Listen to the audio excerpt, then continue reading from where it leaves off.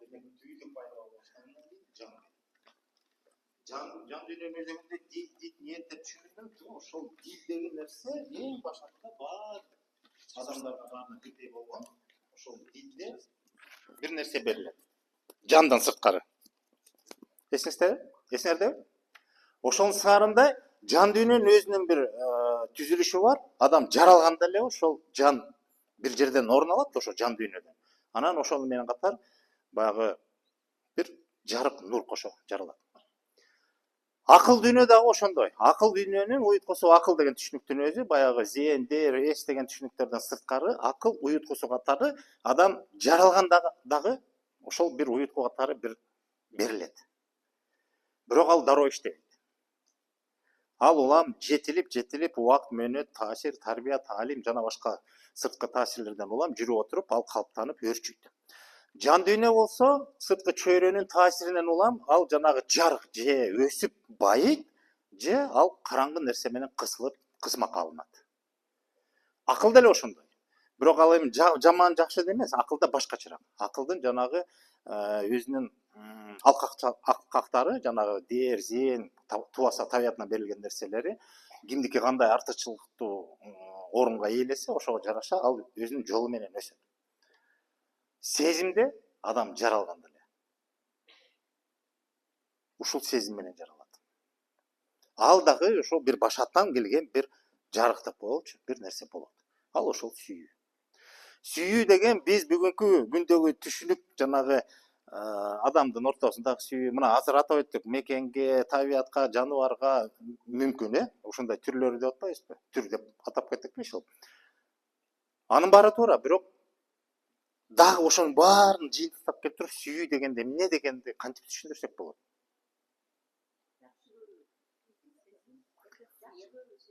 Жашоонун ажары деп атабыз, Сүйүү өзү бул ошол жана сезимдердин эң улуусу, эң баягы адам жаралганда эле сүйүүдөн жаралат деп атпайбызбы? Ошол жашоонун өзү ырааты, түзүмү кандай болсо, ошого жооп бере турган күч ошол сүйүү. Азыр мен жеткиликтүү айта алдымбы? Кайсы бир мисал келгенде айтам го, же мындай кылалычы. Кичинекей баланы жылан чакпайт, билесиңерби? Билчү элеңер? Башка жаныбарлар кичинекей баланы көрсө, кол салбайт деле. Табиятта ушундай көрүнүш бар. Чоң кишиге мындай жылкычтар болсо, азуусун көрсөтүп же болбосо мындай бир кол салышы мүмкүн, бирок балага, ымыркайга негизинен табиятта кол салбайт. Байканар беле ошону? Эмне үчүн?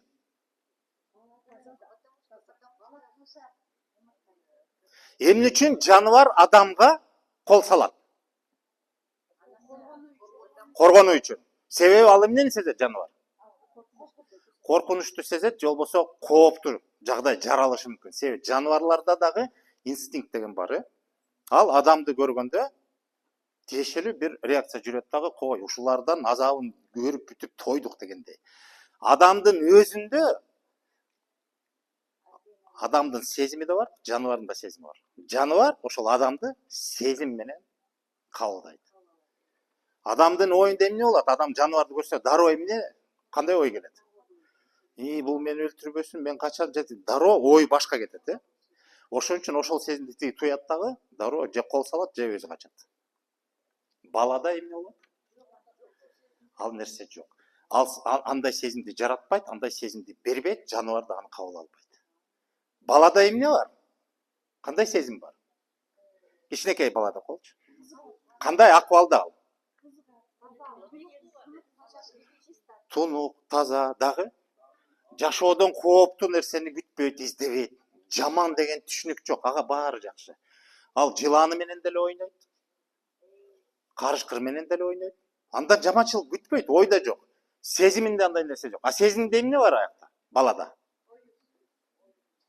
Жашоону кандай болсо, жашоону болгондой кабыл алуу. Ошо жашоодогу ирет, тартип, ар бирөөнүн жашоодо орду бар, акысы бар деген түшүнүк ошо сүйүүнүн күчү менен келет. Табиятынан ошол сүйүү берилет, бирок биз аны билбейбиз, сезбейбиз. Түшүнбөйбүз аны, бирок бар. Анан кийин башка сезимдерди өрчүтөбүз.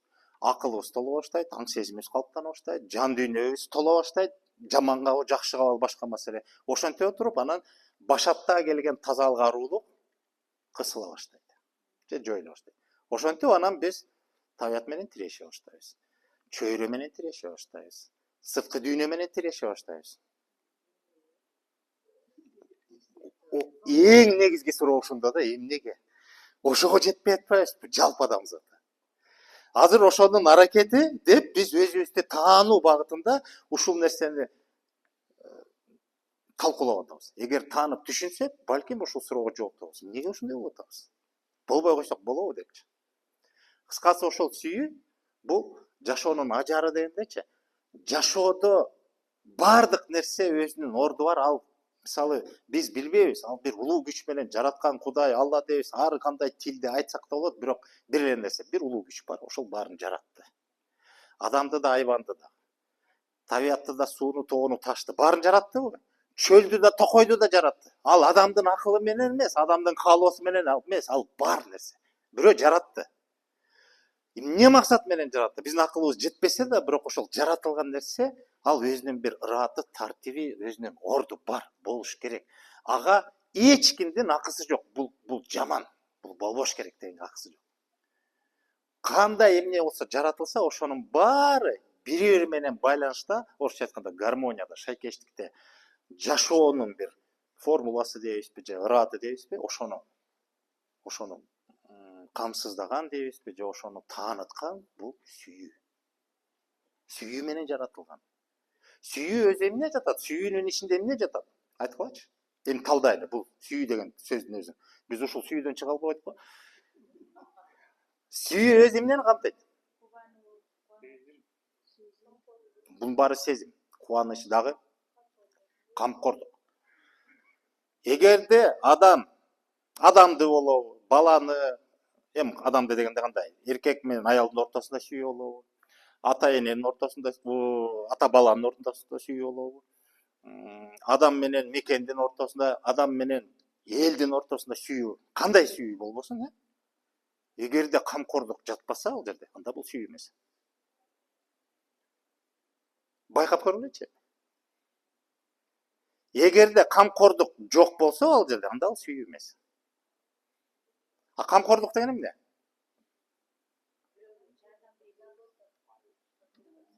Дагы, ушуну чечмелечи, камкордук деген эмне? Дагы? Айо, дагы? Мээрим, албетте, мээрим, бирок дагы эмне бар камкордукта? Ошонун баарын сүйүүнү камсайт да. Забота деген ошол камкордукта. Арноо жатат. Бир нерсени арноо. Эсептешүү эмес, бердим, эмнени алам деп. Жок, жөн эле. Мисалы, сүйгөн адам бирөөгө камкордук кылганда, камкордук көрсөткөндө же, ал анын акыбетін талап кылбайт. Ата эне баланы сүйгөндөчү, мен сени сүйдүм элем, сен мага эмне кыласың дейбизби? Бул акылга сыйбаган иш да. Сүйүү деген ошол. Жашоо ушундай жаралат. Жашоодо бардык нерсе ошондой, бири-бирине байланышкан. Сөзсүз түрдө байланышы бар. Жанагы кайсы бир сабакта алуу берүүнү өттүк беле, эсиңердеби? Бирөөнүн өсүшү үчүн бирөөнүн өлүмү талап эмес беле? Жашоонун маңызы ошол. Бири-бирине бүт байланышкан, чырмалышкан. Бир да жандыкпы же жансыз нерсе дагы. Мындай өз алдынча жашоодогу бардык нерселерден өз алдынча бөлүнүп алып, өзү жашоо жүргүзө албайт. Бири-бирине байланыштуу. Көз каранды деп атасыз. Ушуну кабылдоо, ошол бирөө үчүн бирөө деген ошол түшүнүктүн баары ошол жерде да сүйүү жатат. Кайсы бир деңгээлде да. Ошол жашоону түшүнүү, кабылдоо. Анан жанагы Асан Кайгыны мисал кылабыз го. Жашоону сүйгөн адам. Жашоону сүйүү негизи бүгүнкү биздин муунга мүмкүн эмес, чын ишенип койгула. Мүмкүн миллиондон бири чыгар, бирок андай адамды биз кезиктире элекпиз. Жашоону сүйгөн адам бир да нерсеге кайдыгер болбой, баарына камкор болуп, өзүнүн арын айтышуу. Жана Асан Кайгы деген ошондой болгон. Бакуш кумурска менен иши бар. Кимиңе кумурска менен ишиңер бар, айткылачы. Эми мындай аябыз деген мындай эле түшүнүктүү, бирок ишибиз деле жок да чын. Ал тиги ишине батып кетип атпайбы? Антикен, тинтикен эмне турмуш эмне болуп атат деп, жылаанга боору ооруп атат деген. Буту жок, колу жок деп. Жана башка. Ушул сыңарындай мына жашоону сүйүү бул мындай өтө бийик деңгээл да. Бирок ошол сүйүү жашоонун ажарын ачат. Ошол сүйүү болсочу согуш болбойт. Сүйүү болсо көрө албастык болбойт. Бири-бирин кыруу, өлтүрүү, алдоо деген болбойт. Ошондо жашоо ажары ачылат. Сүйүүдө болгондо. Сүйүүдөгү адам жаманды издебейт. Жаман нерседен жакшыны табат ошондо да. Жаманчылык болуп атса да ошонун кыйналса дагы ошонун жакшылыкка жоруп ушу жакшылыгын издейт. Байкадыңар беле ошол? Ошон үчүн кээ бир учурда ошол сүйүүгө кабылган адамды жанагы любовь зла, полюбишь козла деген сөз жанагы орустун тилинде айтылса да, бирок ал мындай түз мааниде эмес, ушул мааниде айтылат. Жаманчылык кылып атса да ошол жерден жакшылыгын издейт да. Бирок ал башка нерсе. Эми азабы көңүлдө. Көңүлгө кезек берели. Көңүл деген эмне? Эмне үчүн жашоонун азабы көңүлдө?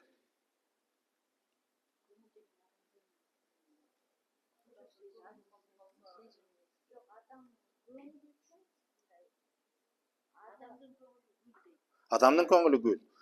Кыргызда көңүлгө тиешелүү өтө көп түшүнүктөр бар, көңүл калтыруу, көңүл сынуу, көңүлүн көтөрүү, көңүлүн алуу деген нерселер аябай күнүмдүк турмушта пайдаланабыз. Эмне ал көңүл деген?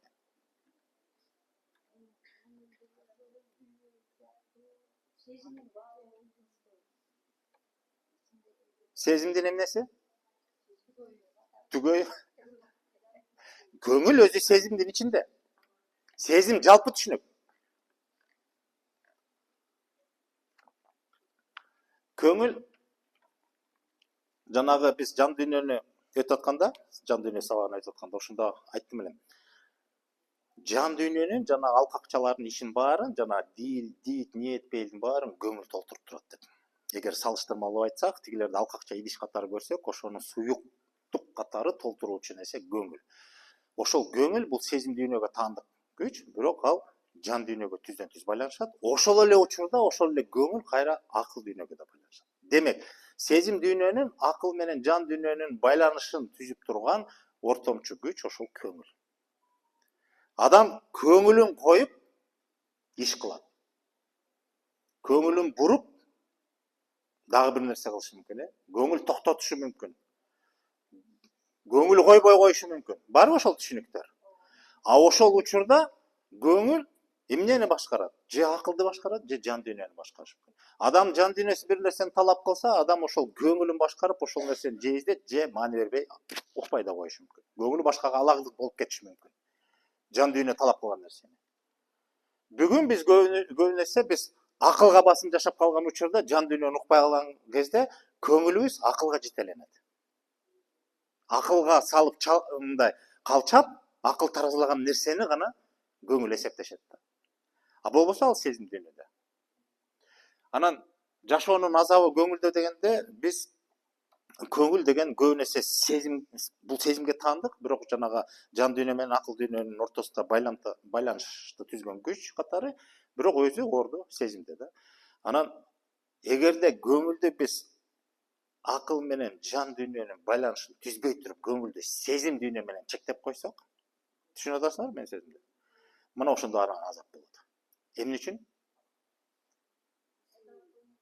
Эгерде көңүлдү биз сезим дүйнө менен гана чектеп, акыл дүйнө менен жан дүйнөгө байланыштырбай койсок, мына ошондо азапка келебиз. Эмне үчүн?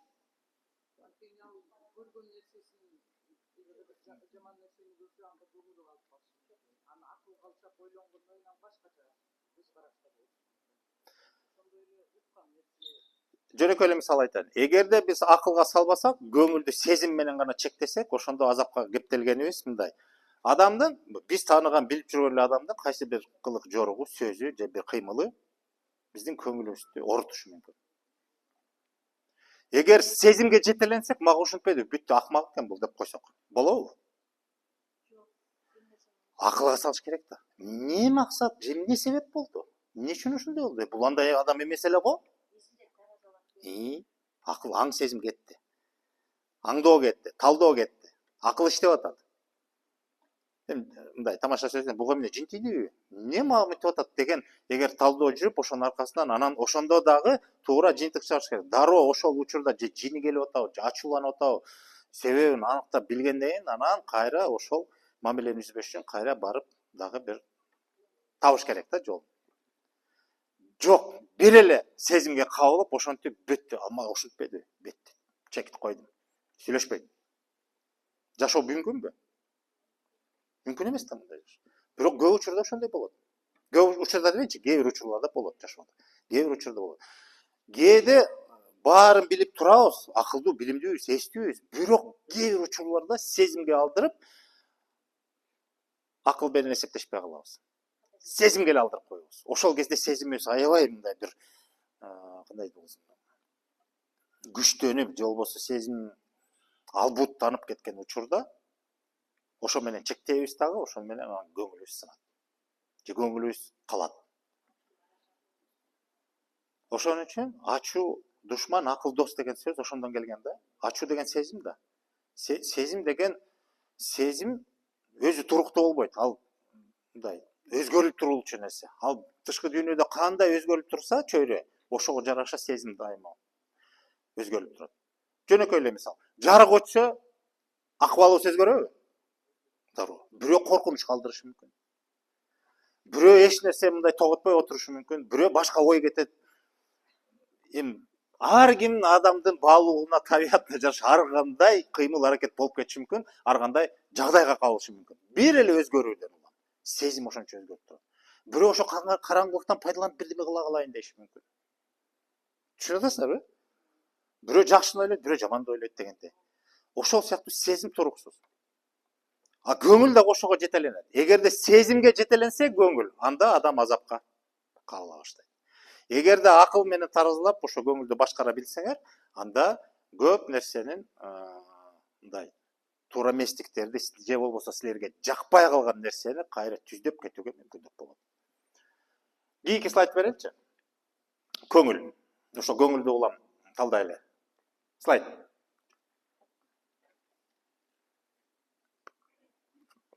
Көңүлүмдү көтөрөм деген адамдар көбөйсө жашоо шаңдуу. Көңүлдү кантип көтөрөбүз биз? Эмненин жардамы менен көтөрүлөт көңүл? Кайсы дүйнөнүн таасири менен? Акыл. Көңүлдү акыл менен гана көтөрөбүз. Жан дүйнө менен көңүлдү көтөрө албайбыз. Жан дүйнө ал башкача иштейт. Акылдын орду күчү ушул жерде өзгөчө да. Көңүлдү башкаруу бул акылга көбүрөөк байланыштуу. Кыйналып атсаң да көңүлдү көтөрсө болобу? Болот. Өзүңө максат коесуң да. Чыдап атасың, ыйлап атасың, эмне болуп атсаң да, бирок максат коюп туруп, кайра ошонун баарына койчу, буга терикпейинчи, буга мындай теңелбейинчи, жана башка деген түшүнүктөрдү өзүңө тизмектеп, чечим кабыл алып туруп, анан көңүлдү көтөрөсүң. Ыйлап атып, анан күлкүгө айланып кетесиң. Ошондой учурда, эгерде адамдар өзүнүн көңүлүн көтөргөндү башкара билсе, анда жашоо шаңдуу. Жашоо, түшүнүп атасыңарбы? Эми албетте чеги менен. Кийинки.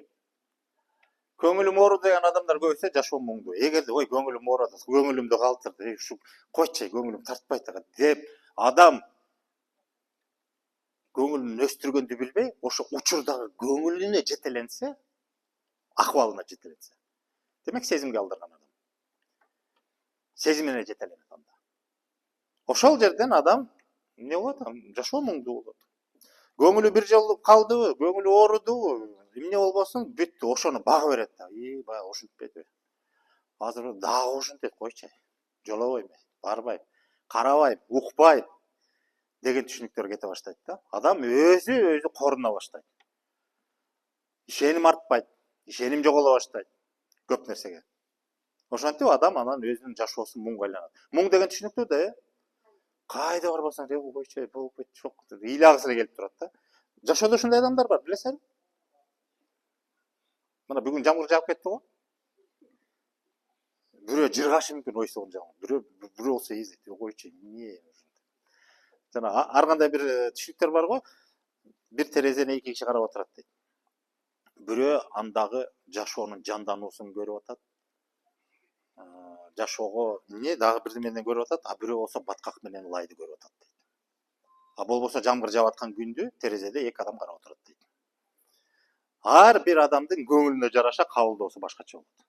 Бирөө жашоону кабыл алып атса, жашоодогу жандануу, тирилүү же болбосо бир процессти көрүп атса, бирөө баткак менен лай жүдөгөн мындай бир ыңгайсыздыктан башка эчтеке көрө албай койду. Жана муңдуулар ошону көрөт. Шаңдуулар болсо күн жок, бирок жарыкты көрүп атат. Жашоонун жандануусун көрүп атат. Болбосо күн жок.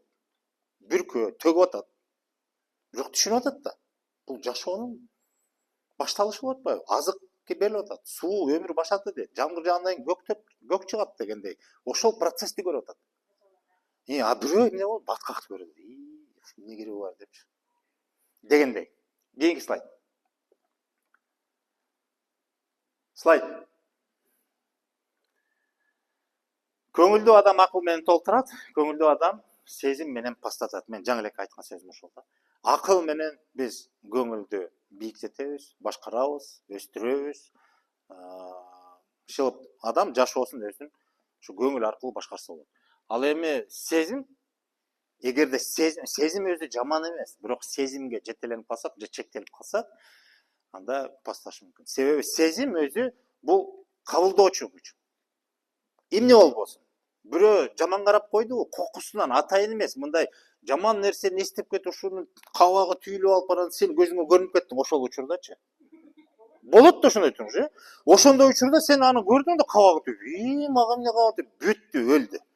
Эгерде акыл иштебесе бүттү. Бул мени жаман көрүп атат.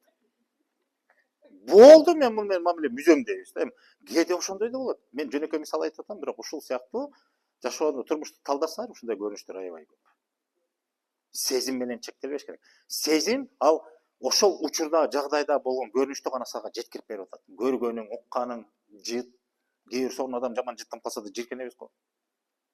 Бирок бул жаман киши деген сөз эмес да. Мүмкүн ал бир башка бир жаман бир жайдан келет. Башка жаман жытка кабылып калды. Бирок адам өзү жаман эмес да. А биз ошол жытка сезимге алдырып бүттү, чектип коебуз. Кой, жолобойчу, кой. Жаман киши экен деп. Эмнеге? Сезим ошондой. Сезим эми алдайт деп айтпайм, бирок сезим өз алдынча мындай толук кандуу бербейт. Акыл керек. Ошон үчүн кыргызда жана аң сезим деген сөз. Бул акыл дүйнө менен сезимдин айкалышкандагы иши. Сезим аркылуу кабылдайсың, анан акылга салып талдайсың. Аңдоо жүрөт. Ошон үчүн аң сезим дейбиз. Аң сезимдүү адам деген бул жөн эле акыл эмес, ошол сезимдин жардамы менен акылды иштетип туруп, анан жашоодо болуп аткан нерсенин баарына өзүнүн бир баасын чыгаруу. Бул жаман, бул жакшы. Сезим да керек, акыл да керек. Экөө тең келиш керек. Кийинкиси. Слайд. Эми, слайдты берсең. Сезим оту. Ушундан токтойлу. Сезим оту дегендечи, сезим дүйнө бул өзүнчө кенен дүйнө. Сезим оту деген түшүнүктүү элеби? Сезим оту деп эмнени түшүнүп атасыңар? Кандай? Сезимдин күчү дегендей да. Сезимдин оту, сезимдин күчү, мисалы ушул эмнеде болушу мүмкүн? Мен слайдты берсем, бирден. Дене сезгичтиги. Дене сезгичтиги бул баарыңарга белгилүү нерсе. Бул эмне? Жок, жана 5 сезим. Бул дене сезгичтиги. Көрүү, угуу, даам татуу, жыт, анан кол менен мындай денең менен сезүү дегенде, негизгиси. Бул ошол жана дене сезгичтиги бул сезим оту. Сезим оту дегенде ушул нерсе менен биз кабылдайбыз. Анан кимде ошол кандай деңгээлде болсо, ошончолук кабылдайт. Угуусу начар болсо, демек начар кабылдайт. Угуусу мыкты болсо, ал мыкты. Ушул сезим оту канча адам болсо ар башка, ар бирөөнүндө. Биринчиден адамдарда өзү, экинчиден бул элдерге да байланыштуу. Же болбосо кандай десем, жаратылышка, табиятка байланыштуу, же жашоо шартына байланыштуу деп коелучу. Сезим оту ар кандай. Мисалы, кээ бир адамдын угуусу күчтүү болот дагы, көрүүсү анча эмес. Кээ бириники тескерисинче, көрүүсү мыкты болот дагы, угууга анча маани бербейт. Болушу мүмкүнбү ушундай? Кандай жагдайда? мисалдап айтып бере аласыңарбы? Кандай чөйрөдө жашаган адам же кандай жагдайда жашаган адамдын угуусу мыкты болот? Жаратылыш. Баардыгы биз баарыбыз жаратылышта жашайбыз. Түшүнүүгө жок. Кандай? Туура. Токойдо жашаган адамдын угуусу аябай өнүккөн болот. Эмне үчүн?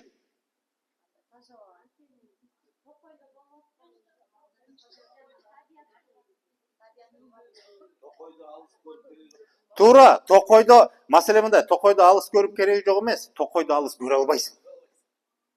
5-6 метрден кийин жыш токой чытырман бүттү. Жок, бирок сен жашаш үчүн коопсуздук маселеси бар, жана башка маселенин баарын ошону сен аргасыздан сезишиң керек. Эмне ар жакта барбы, коркунуч жокпу? Ошон үчүн угуу табигый түрдө аябай өнүгөт. А көрүү сезими күчтүү кайсы жерде болот? Дагы тоодо. Биз өзүбүздүн табиятыбызды айталычы. Тоодо көрүү өтө керек. Мындай табигый түрдө. Жанагы тоодо малчылар менен жашап көрдүңөр беле? Дүрбүнүн кереги жок. Тети кырдын башында канча кой же канча жылкы экенин санын да санап коет, анан өн келбетине жашайт. Берки тоор ат жок го деп коюшат. Тоор эмес, ат экени да көрүнбөйт сагачы. Шаардан барган бизге. Тигилер көрүп коет аны. Баягы куйругу чолок ит көрүнбөйт го деп коюшат. Ит эмес, аякта ит менен койдун айырмасын көрө албайсың да. Алар көрөт. Ал жерге ал керек, зарыл. Ал нерсе табигый түрдө ошол машыгат. Анан көрүү сезими баягы өзү жанагы көрүүсү начарлап калгандарга атай машыгууларга бар го, билесиңби? Жакын менен алысты улам көрүп турат. Ошентип отуруп, булчуңдар чыңалып отуруп, анан көрүү сезими күчтөнөт. А тоодо ошондойсуң да, малың тээ жака кетип калды. Сен мындай малчылардын жашоосун элестеткенчи, бул мындай бир корого камап койбойт да, малды жайып ийет бүттү. Анан 5 минут сайын барып отурбайт да, эмне болду? Карышкыр барбы, жокпу? Алыстан туруп эле карайт. Эринет да адам баргандан. Андан көрө алыстап туруп, көзүн улам чыңап отуруп, анан көз дирбүдей болуп калат. А биз шаардан баргандар түбүстөгү нерсени көрө албайбыз. Себеби шаарда биз каякта жашайбыз? Биз токойдо жашагандайбыз. Маңдайыңда, тескегиңде мындай бүт эле үй менен курчалган имарат менен көрүү жөндөмүбүз аябай чектелүү. Бирок угуубуздан начар. Эмне үчүн? Себеби бул жерде башка нерселер кулактын баарын кужуруна алып бүтүп, тыңдайын десең да тыңдай албайсың. Тыңшайын дейсиң. Тыңшай албайсың. Эми түшүнүктүү, бул жөнөкөйлөрүн түшүнүк. Дене сезгичтиги, бирок бул өтө керек, зарыл. Мунсуз мүмкүн эмес. Жана 5 сезим. Экинчиси сезимдин оту бул көкүрөк көөдөн сезгичи. Бул эмне деген?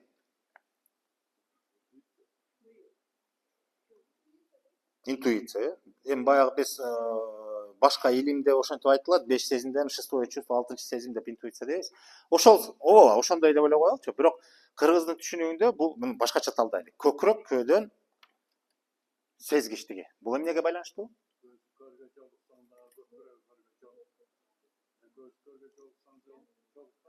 Кандай? Жан дүйнөгө. Биздин сабактын алкагынан сүйлөшөлүчү. Аксакал туура айтып атасыз, бирок ушунун баарын биз бир эле нерсени түшүнүбүз керек. Көкүрөк көөдөн сезгичтиги бул жан дүйнөгө байланыштуу. Адамдын жан дүйнөсү менен сезим дүйнөсү канчалык деңгээлде мындай айкалышып дейбизби, же байланышып жакшы иштегени ушундан байкалат. Эми суроо. Ушул эки сезим отунун эки түрү болот атпайбы? Кайсынысы дебейинчи, экинчиси кимде катуу иштейт? Жок, ушулардан кол көтөргөнчү, менде ушунусу аябай өнүккөн деп айта аласызбы?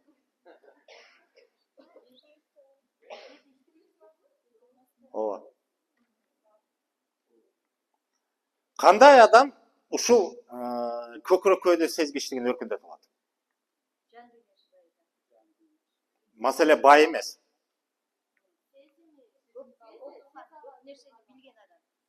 Дагы кошкула, жетиштиз. Жок. Мындай. Баа бергилечи өзүңөргө, кандайсыңар? Эгерде силерде бул көкүрөк сезгичтигиңер күчтүү болсо, демек кандай адамсыңар? Сезим жок, сезимтал ал, ооба, сезимтал десек болот, бирок башкача, толугураак жооп керек болот. Биз азыр эки дүйнөнү салыштырып атпайбызбы? Сезим дүйнө менен жан дүйнө. Сезим дүйнө иштейт, кандай болбосо да. Бирок могу көкүрөк көйдөн сезгичтиги иштебейт көп адамдарда. Же толук кандуу иштебейт. Эмнеге байланыштуу? Жан дүйнөгө байланыштуу. Эмне үчүн? Жан дүйнөгө байланыштуу болгондо кандай учурда ушул көкүрөк сезгичтиги жакшы иштебейт. А кандай учурда жакшы иштейт? Мына эки адам кол көтөрдү. Тереңдеткиле дагы. Адам өзүнүн жан дүйнөсүн тааныганда. Көп адам өзүнүн жан дүйнөсүн тааныбайт. Өзүнүн жан дүйнөсүнүн талабын да укпайт. Барбы ошондой мисалдар? Бир нерсени эле каалайсыңар, эңсейсиңер, аны акылга да сала албайсыңар. Акылда жок ал нерсе. Бирдеме күтүп атасыңар, бирдемени издеп атасыңар, бирдемени каалап атасыңар. Эмне десең, өзүң билбейсиң. Ал жан дүйнөнүн талабы. Эгерде адам өзүнүн жан дүйнөсүн тааныса, анда андай маселе болбойт. Мына ошондой адамдардын көкүрөк көөдөн сезгичтиги күчтүү болот. Интуиция деп атпайсызбы? Мен ал сөздү анча деле жактыра бербейм. Кыргыздын түшүнүгү менен айтканда, адам жан дүйнөсүн, маселе жанагы эжекем туура кандай десем, мындай башкача ойду айтпадыбы? Жан дүйнөсү бай. Албетте, жан дүйнөсү бай деген жакшы, бирок жан дүйнөсү бай туруп, өзүнүн жан дүйнөсүн уга албаган учурда болушу мүмкүн адам. Мындай уга албай эмес, толук кандуу тааныбай, же болбосо өзгөчөлүгүн тааныбай туруп, бирок жан дүйнөсү бай болушу мүмкүн. Анан ошол көкүрөк сезгичтиги болушу мүмкүн, бирок тулук болбой калышы мүмкүн. Же болбосо өзү да аңдабай калышы мүмкүн. Эгерде адам өзүнүн жан дүйнөсүнөн тереңинен таанып, билип, өзүнүн кандай десем, ким экенин, мен деген бар го, ички мен. Ким мен деген? Бул жашоодо ордум. Эмне? Аткара турган вазыйфам эмне, кандай деп тааныса, анда бул көкүрөк сезгичтик күчтүү иштейт. Издеш керек, тааныш керек. Суроо?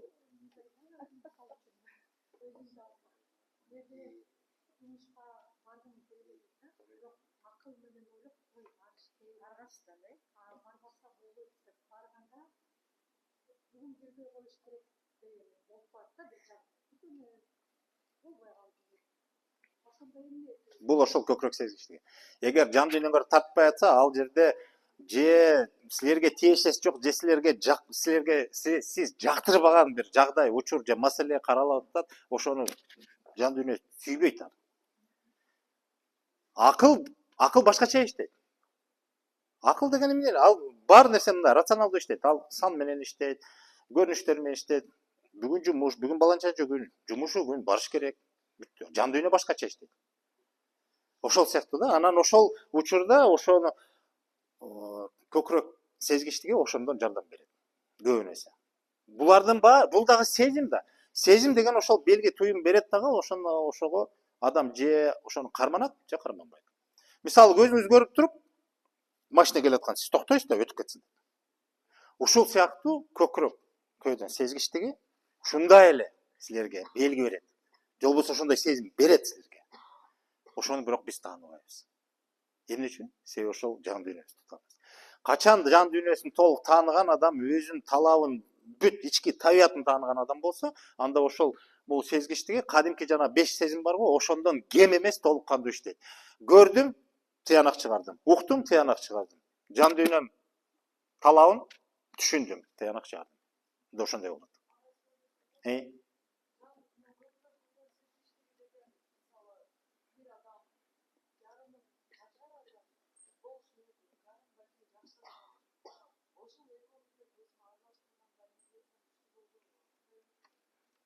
Бир аз түшүнбөй атам. Бир адам, жарым адам кандай?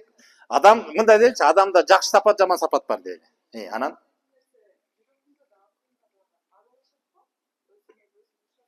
жок, акылда жаман жакшы жок. Ал башка. Адам жан дүйнөсүндө ошо ички жан дүйнөсүндө ошол же жакшы жарык нерсе токтойт, же болбосо бир жаман нерсени токтойт. Жок, андан эмес го. Адамда каалайбызбы, каалабайбызбы, мындай жөнөкөй эле түшүнүп айтайынчы. Бир өңчөй адам, бир өңчөй бир нерсе болбойт. Мисалы, жан дүйнөсү адамдын бир өңчөй жарык нурга толушу мүмкүн эмес. Сөзсүз түрдө бир жаман жери болот. Пендебиз да. Же болбосо чылгый кара адам болбойт, мындай такыр адам эмес дегенде де болушу мүмкүн эмес.Ийненин көзүндө болсо да бир жарык нуру бар. Өткөндө айтканбыз, ал кайсы нур? Ал башатта жаралганда берилген жарык. Ошол сыяктуу. Демек бир өңчөйлүк болбойт. Анан кандай тигиниси көппү, бунусу көппү, ошол ак карасы, жаман жакшысы кандай болбосун, бирок адам ошол жаман сапаты менен кошо да өзүнүн жан дүйнөсүн таанышы мүмкүн да. Тааныса, бул сезгичтик иштейт.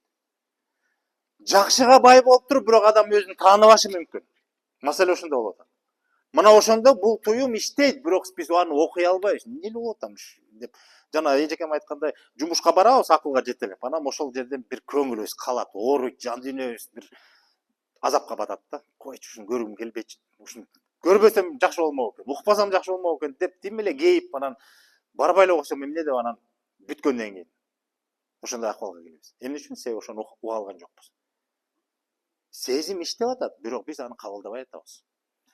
Жанагы дене сезгичтиги эми мындай 100% болбосо да бир 80-90% бизде иштейт, биз аны жакшы башкара билебиз, көрүү, угуу, сезүү, жит жана башка, даам туздуу.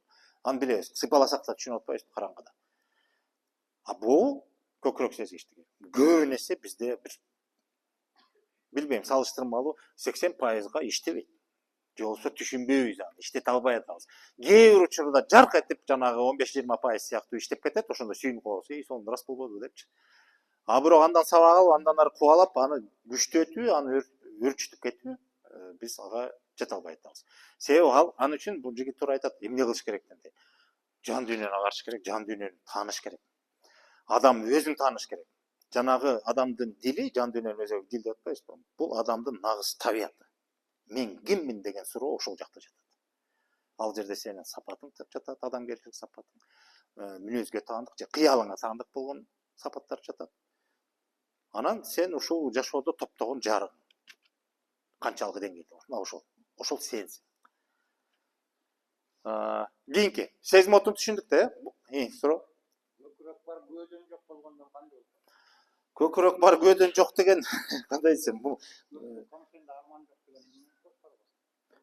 мындай көкүрөк бар, көөдөн жок деп болушу мүмкүн эмес. Көөдөнүндө жок болушу мүмкүн. Бирок көөдөн бар. Же көөдөнү көңдөй болуп калышы мүмкүн. Ошондой сөздү уктуңар беле? Көөдөн жок болушу мүмкүн эмес. Көөдөн деген мына могул жерде көөдөн дейт. Көкүрөк деген бир аз кичирээк, тарыраак нерсе, көөдөн деген бир аз кененирээк нерсе. Көөдөндө жан дүйнө менен сезим дүйнөнүн алкалышкан алкагы же болбосо мындай жай деп коелучу, көөдөн. Көкүрөк деген бул жан дүйнө. Ошо көкүрөк көөдөн деген ошол. Ошон үчүн мына могул жерде жана көкүрөк көөдө сезгич деген ошол. Көөдөн деген кененирээк түшүнүк. Анан ала көөдөн деп коебузго. Же көкүрөгү деп айтабыз. Көкүрөгү көр же болбосо көөдөнү сокур деп коебуз, Ошондой сөздөр бул ошо адамдын жан дүйнөсү менен сезим дүйнөсүнүн айкалышкан экөөнүн. Эгерде көкүрөк жөнүндө сөз болсо, анда бул жан дүйнөгө тиешелүү. Көөдөнгө тиешелүү болсо, анда жан дүйнө менен сезим дүйнөнүн байланышы жөнүндө түшүнүк. Көкүрөгү сокур деген сөз жан дүйнөсү сокур. Жан дүйнөсү демек мындай жарыкка толгон эмес. Жакшы нерсе жок деген. Жакшыны көрө албайт, туй албайт. Мисалы, жан дүйнөсү жакшыга толбогон адам жакшыны көрө билбейт, баалай билбейт. Түшүнүк жок. Бул жакшы экенин да түшүнбөйт ал. Ал акылдан эмес, ал ошол жан дүйнөсүнөн. Дилинде ошого тиешелүү сапат жок болсо адамда, жакшыны жакшы деп баалай турган сапат жок болсо, жакшыны карап туруп баалабайт, түшүнбөйт дагы, ошону биз айтабыз көкүрөгү сокур. Жок деген, ошону биле турган, көрө турган, тааный турган сапаты жок деген сөз.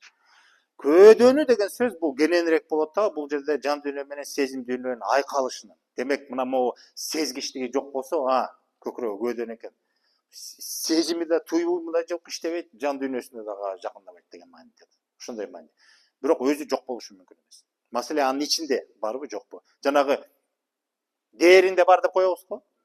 Ошол сөз эмнени түшүнөт? Бул дээр деген өзүнчө түшүнүк, бирок анын ичинде эмне бар, эмне жок, маселе ошондо да. Таптакыр бош болбойт. Дээринде бар дегенде биз жакшы нерсени түшүнүп атабыз. Жакшы нерсеси бар экен, бирок таптакыр куру бош болбойт ал. Ооба, дээр деген ошол тукумдан келе аткан. Ооба дедим, тукумдан келе турган көрсөткүч ал. Так, кийинкиси Суроо. Кандай болот? Мен жана айтпадымбы? Жана 5 сезимди элестетиңизчи жөн эле. Кээ бир адамдар бир сезимден кем болушу мүмкүн. Же тубаса, же болбосо кайсы бир окуя кылыштан кийин, же сырткы таасирден. Мисалы, бир жаракат алып көзү көрбөй калышы мүмкүн. Адам кыйналабы? Бир сезимден айрылса.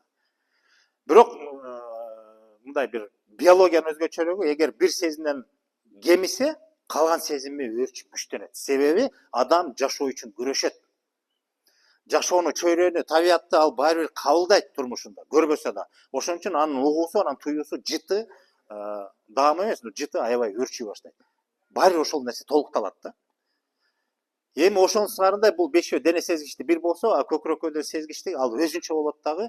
Эгер анысы кошо өрчүсө тиги менен тең, анда мыкты адам болосуз. Сезбегенди сезген адам болосуз. Деп коелучу мындай. Жөнөкөй. Эгер анысы жок болсо, анда берки 5 дене сезгичтиги менен жашап кете бересиз. Жашоо токтобойт, улана берет. Бирок кээ бир учурда жашоо деген баягы көзгө көрүнгөн, туюлган нерсе эмес, башка нерсе менен да толуктанат да. Кээ бир адамды карап туруп жакындыкын сезебиз. Тааныбаган адамды. Болобу ошондой учур? Бул ошо жан дүйнө жакын адамдар бири-бирине магниттей болуп тартылат. Аны тааныбайсыңар. Бирок байкайсыңар силер. Сүйлөгөн сөзү, баскан турганы, кыймылы, бир нерсеге болгон мамилесинен улам баамдап, силер тартыла баштайсыңар. Ушул билбейсиңер эмне экенин, тартыла баштайсыңар. Демек силердин жан дүйнөңөр тигинин жан дүйнөсү менен окшош. Эгерде сиз өзүңүздүн жан дүйнөңүздү таанып, дене сезгиш эмес, жанагы көкүрөк сезгичиңиз күчтүү болсо, сиз аны дароо түшүнөсүз. Ал сезимиңер алсыз болсо, сиз түшүнбөйсүз, бирок жакындай бересиз, ээрчи бересиз да. Эмне экенин да билбейсиз. Эмне кереги бар деп акылыңыз башка нерсени айтат. Жумушуң бар жакта, кой ташта аны дейт. А сиз түшүнбөйсүз, жетеленип баратасыз. А сезгичиңиз иштесе, сиз дароо түшүнөсүз эмне үчүн. Мен экөөбүздүн табиятыбыз окшош го.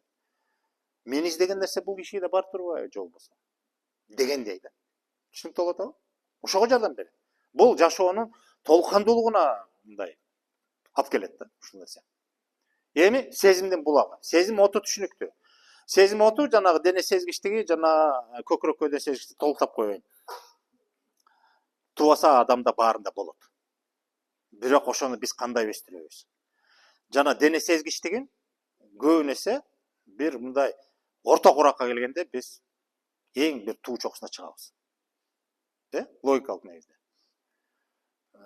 Бири-биринен ажыратып, таанып, айырмалап, уже мындай бир орто куракка келгенде. Анан жаш улгайган сайын кайра ал алсызданат. Башында чабал болот, өсүп күчтөнүп, анан кайра ылдый кетет.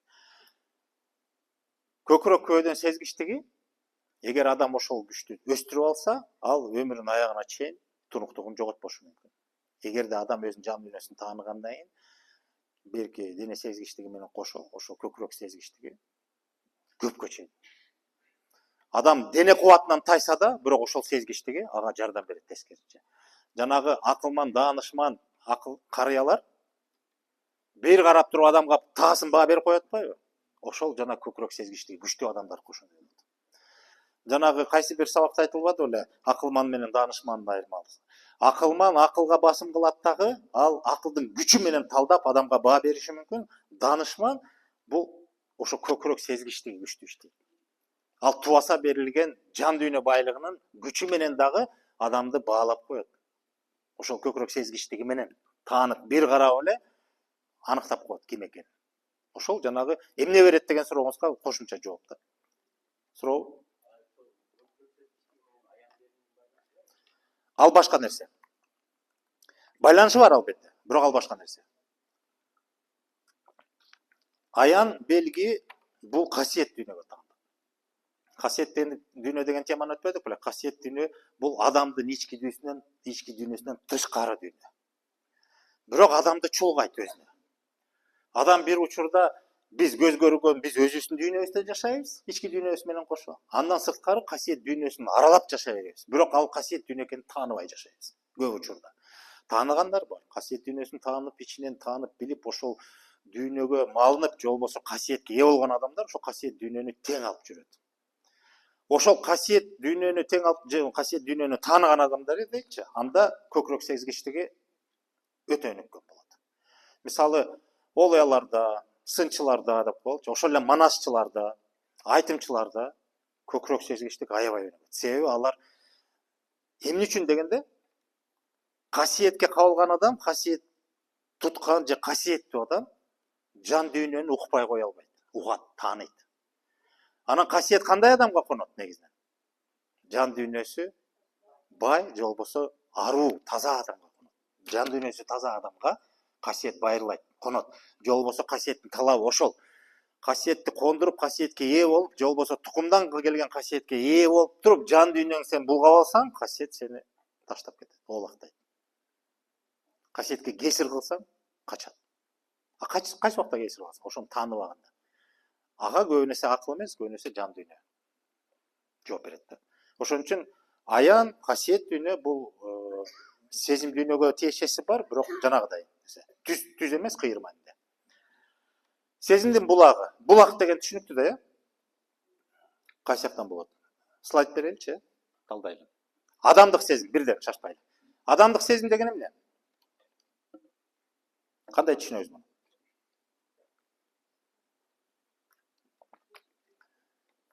Же болбосо дагы экинчи берсең, ошондо түшүнүктүү болот. Экөөнү салыштырып. Адамдык сезим менен атуулдук сезим. Эми мындай түшүнүктүүрөөк болду?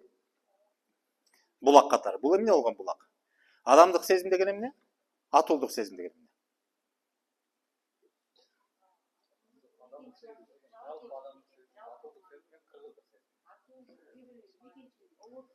Улуттук мааниде. Адамдык бул жакшы менен жаманды айырмалай билүү. Адамдык сезим. Мал анан адам деген Туура, акыл эстүү жан катары адамды.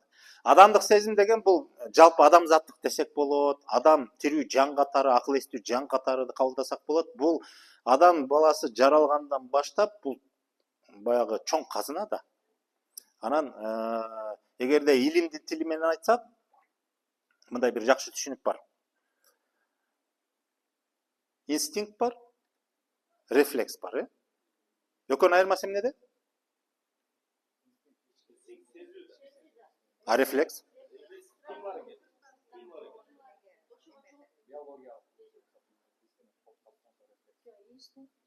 Бир аз башкачараак го.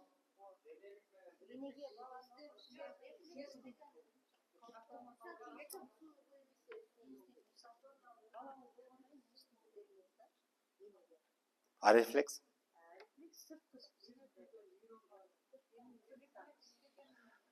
А инстинктчи үйрөтүлбөйбү?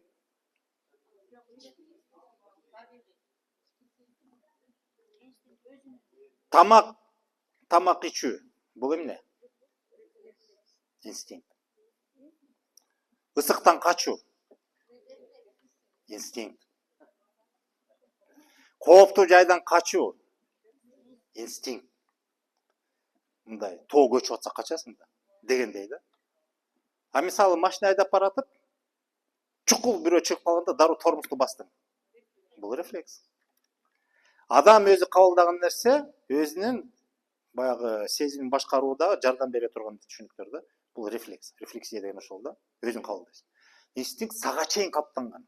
Сен аны акылга да салбайсың. Рефлекс деле акылга жетпейт, бирок акылдын күчү менен сен өзүңө топтогон билим жөндөмдөр. Рефлекс болот. Инстинкт сага чейин эчак түптөргөн, сен башыңда барбайт. Эртең менен туруп эми туалетке баруу бул инстинкт. Бул акылдын да кереги жок бугачы. Тамак ичүү бул инстинкт.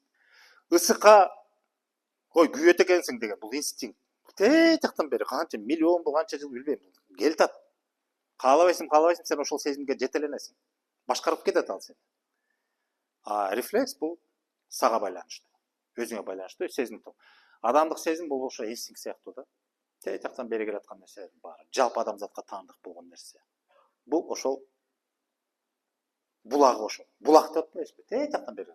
Кээ бир сезимдер ошоктон бери. Мисалы жок, эми мисал жетиштирүү болду окшойт, э? А атуулдук сезим деген бул адамдын учурда жашап аткан чөйрөсүнө, табиятына, жаратылышына, жашоо шартына ылайык же болбосо ошого байланыштуу болгон bir görünүштөр.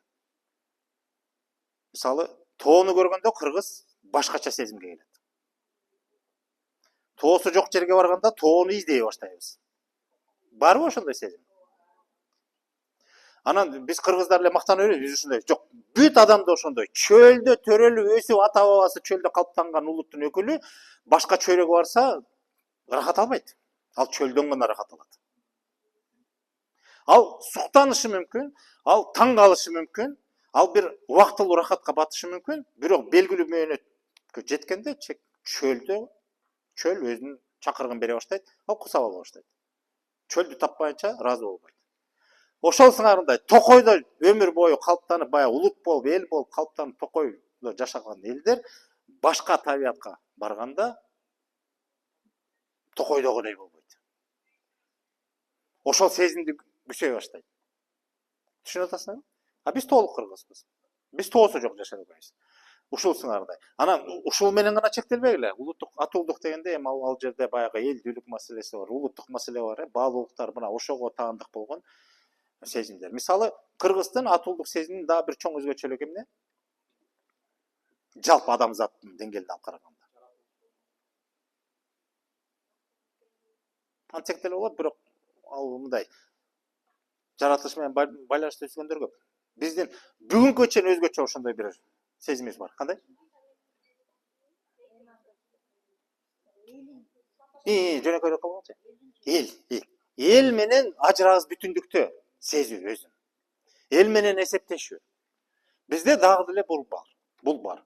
Мисалы, жалпы адамзаттык деңгээлде мындай сезим өкүм сүрбөйт. Мындай түшүнүк катары бар, бирок анчалык күчтүү эмес. Кыргыздарда биз эмне болбосун, биз баарын эл менен эсептешебиз. Кой, элден чыкпайлычы. Эл эмне дейт? Эл көрбөсүн. Эл укпасын. Түшүнүп-түшүнбөй. Байкайсыңарбы? Акылың башка нерсе, эмне десе ошо десең, бирок туруп эле эл укпасын, эл көрбөсүн, токто, эл эмне дейт деп кээде ошол нерсеге жетелеп кетебиз. Эмне үчүн? Себеби дагы деле ошол нерсе бар, эсептешүү бар. Ошол сезим дагы деле бар. Маселе ал өчүп баратат. Азыр акыркы учурда. Өчүп пасаңдап атат, бирок бар, көрөнгөсү бар. Бул ошол атуулдук сезим. Бул дагы булак. Бул биздин кыргыздын улут болуп калыптанып, элдүүлүк деген маселе өтө маанилүү. Себеби эмне үчүн? Ошол элдүүлүктүн күчү менен сен ошол табиятта, жаратылышта, катаал шартта, тоолуу аймакта сен ынтымак биримдигиң менен гана жашап кете аласың. Башка жагымдуу жагдай болсо дагы бириндеп жашашың мүмкүн. Бирок тоолуу катаал шартта мүмкүн эмес. Көпчүлүктүн биримдиги ынтымагы менен көп маселе чечилет. Кыйынчылык болобу, эмне болбосун, кооптуу маселе болобу, кооптуулук болсо дагы ошондон чечип кетсек болот деген сөздөр. Мына ошол сезимдер бар. Эми адамдык атуулдук сезим булак катары булагы мына ошондон бери башаттан бери келатат деген сөз да. Башат деп койсок болот аны дагы. Бирөө адамзаттык башаттан бери, тамыр, түпкүдөн бери келатат. Кийинкиси сен улут болуп калыптангандан бери кезеге келатат. Андан сырткары дагы бир булак бар. Аны кандай десем, дагы бир азыр аталышын атаганда түшүнүксүз болушу мүмкүн, ошону талдайлы. Ким берсең, слайдты. Өтө өзгөчө була деп коелучу, шарттуу атап коелду. Була деген сөз түшүнүктүүбү? Кандай? Була деген бактан буласы деп да коебуз. Була деп мындай кыргызда мынтөл түшүнүк, була деп биз мындай булут сыяктуу, бирок мындай бир өзгөчө бир тунук, ошол эле убакта бир өзүнчө бир субстанция сыяктуу була деп түшүнөбүз да. Булут сыяктуу. Бул муну шарттуу түрдө атаганыбыз, бул адамда дагы ошондой була деп коелучу, бул бир нерсе бар сезим дүйнөсүндө. Бул өзүнчө булак катары эсептелет. Мына бул жерге келгенде мындай татаалыраак да болот, анан азыр түшүндүргөнгө аракет кылайын. Кандай десем, баарында болот деп айта албайм. Бирок бир мезгилде ал бериле турган нерсе, анан көбүбүз аны жоготуп алабыз. Бирок ал бериле турган нерсе. Анан ошону ким өстүрүп, өркүндөтүп кетсе, мына ошол була кийин барып жанагы буга чейин биз талдап аткан жанагы көкүрөк көөдө сезгичтикке өбөлгө берет бул. Бул эмне деген сөз? Бул адам жаралганда эле була дегенибизчи жанагы бир кутту элестетип келетчи, кут сыяктуу мындай үлпүлдөп, мөлтүлдөп турган нерсе, жеңил өтө мындай абадай болгон нерсе. Эмне үчүн салыштырмалуу була деп атабыз? Себеби ал мындай өтө аяр, сезимтал, сезимдин өзү аярда нерсе да. Мындай калпыстык болсо эле учуп кетчүдөй, же болбосо кетип калчу нерседей. Ошон үчүн ошондой шарттап айтып атабыз да. Бул нерсе адам жаралганда, төрөлгөндө деп коелучу. Адам жаралганда деп коелучу. Ошол нерсе баягы уюткусу катары берилет. Бирок көбүнесе ал дароо өчүп калат дейбизби, же учуп кетет дейбизби, кармай албайт адам. Эмне үчүн? Себеби ал өтө назиктикти, көп нерсени талап кылат. Кийинки слайд бериңиз. Өтө өзгөчө булага талаптар. Бере бер. Бар эле бер салчы, аны ушуну талдайлы. Дагы болду. Ушулар алты нерсе. Адам төрөлгөндөн баштап, баягы талим тарбия алып, эс толо баштагандан баштап, эгер ушул нерселерди кармап калса, анда ошол табияттан берилген башаттагы ошол жанагы бул дагы бир өзүнчө булак катары. Бул адамга, жеке адамга бериле турган нерсе. Жанагы башында сүйүү жөнүндө айтпадыкпы? Жаралганда эле сезимде сүйүү бар, жанагы уютку катары. Ошол сыяктуу дагы өзгөчө бир ушундай бир булак болот. Ошол булактын көзүн ачып, ошону өстүрүп кетүүгө могул нерселер талап кылынат. Адам жакшы сапатка толо баштаса, жакшы сапат каяктан орун алат? Жан дүйнөдө. Адамдын жан дүйнөсүнөн орун алат. Адамдын адамгерчилик сапаттары жан дүйнөсүнөн орун алат. Мыкты сапаттардын баары ошо дилден орун ала баштайт да, ошого жарашкан табияты калыптана баштайт. Демек, бул дагы жан дүйнөгө түздөн түз байланыштуу. Жанагы көөдөн көкүрөк сезгичтиги ушуга байланыштуу да. Ошол жакшы сапаттарга толгон адам анан баалуу мамиле. Баалуу мамиле деген түшүнүп атасыңарбы?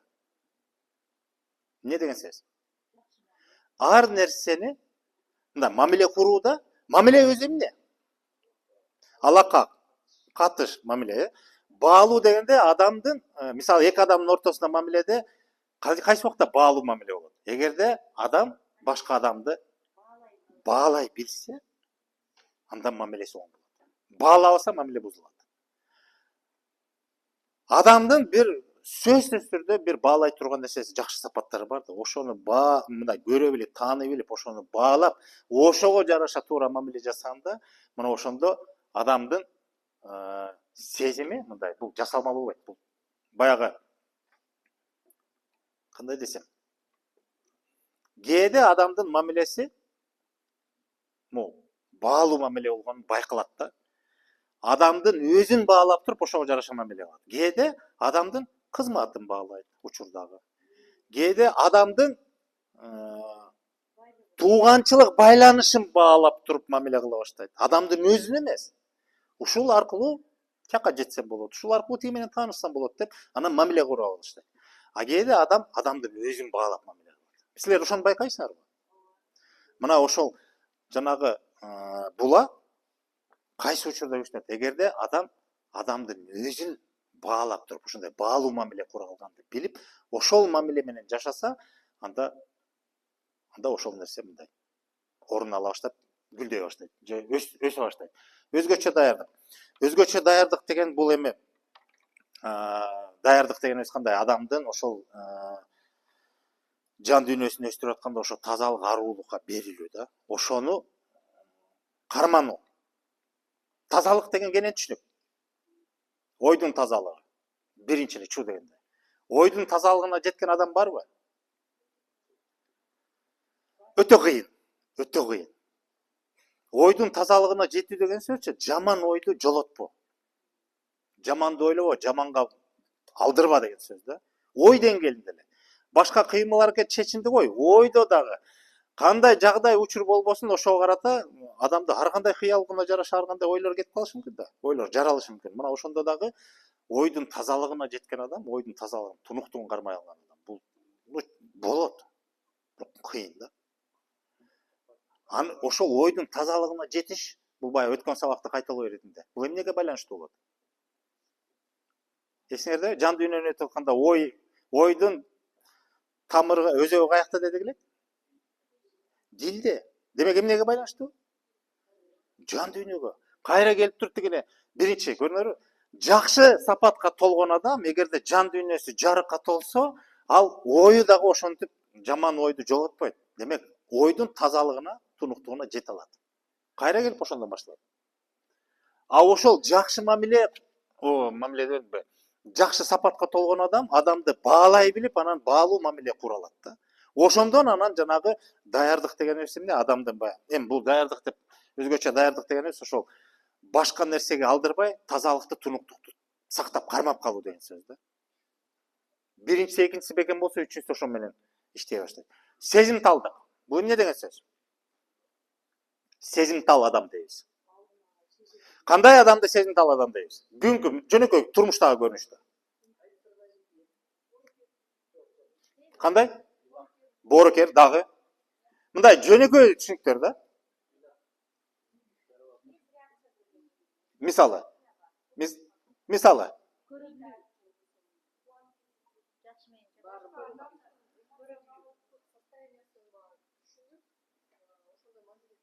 Туура.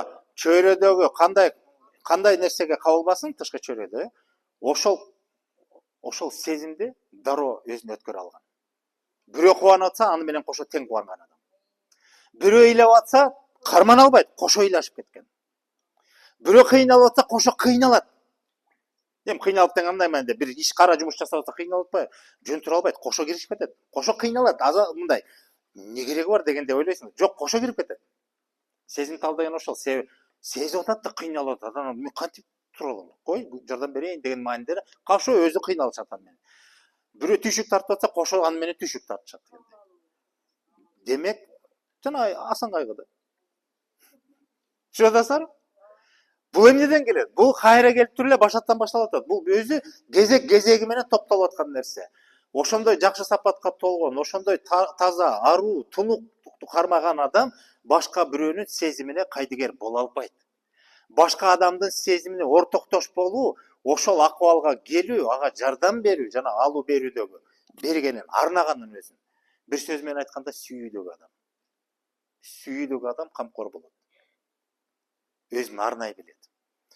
Эмнеге карата сүйүү болбосун? Элге, жерге, мекенге, адамга, бир тууганга, жана башка дегендей. Ошол нерсенин жандырмагын азыр чечмелеп атабыз да. Сезимталдык деген ошол. Эми өзүбүзгө баа берип көрөбүзбү? Бизде сезимталдык барбы? Баары менен бирдей сезимтал боло алабызбы? Болот. Биз белгилүү, өлчөөлүү гана нерсеге. Жакын адамга, көчөдө тааныбан адамга сезимибиз ойгонбойт да. Бир тууган айтып атпаймынбы? Жакынга, бир тууганга, тааныган адамга, бейтанышка анта албайсың. Сезимтал адам тандабайт. Кээде байкайсыздар, кино көрүп атып бирөө шолоктоп ыйлай берет.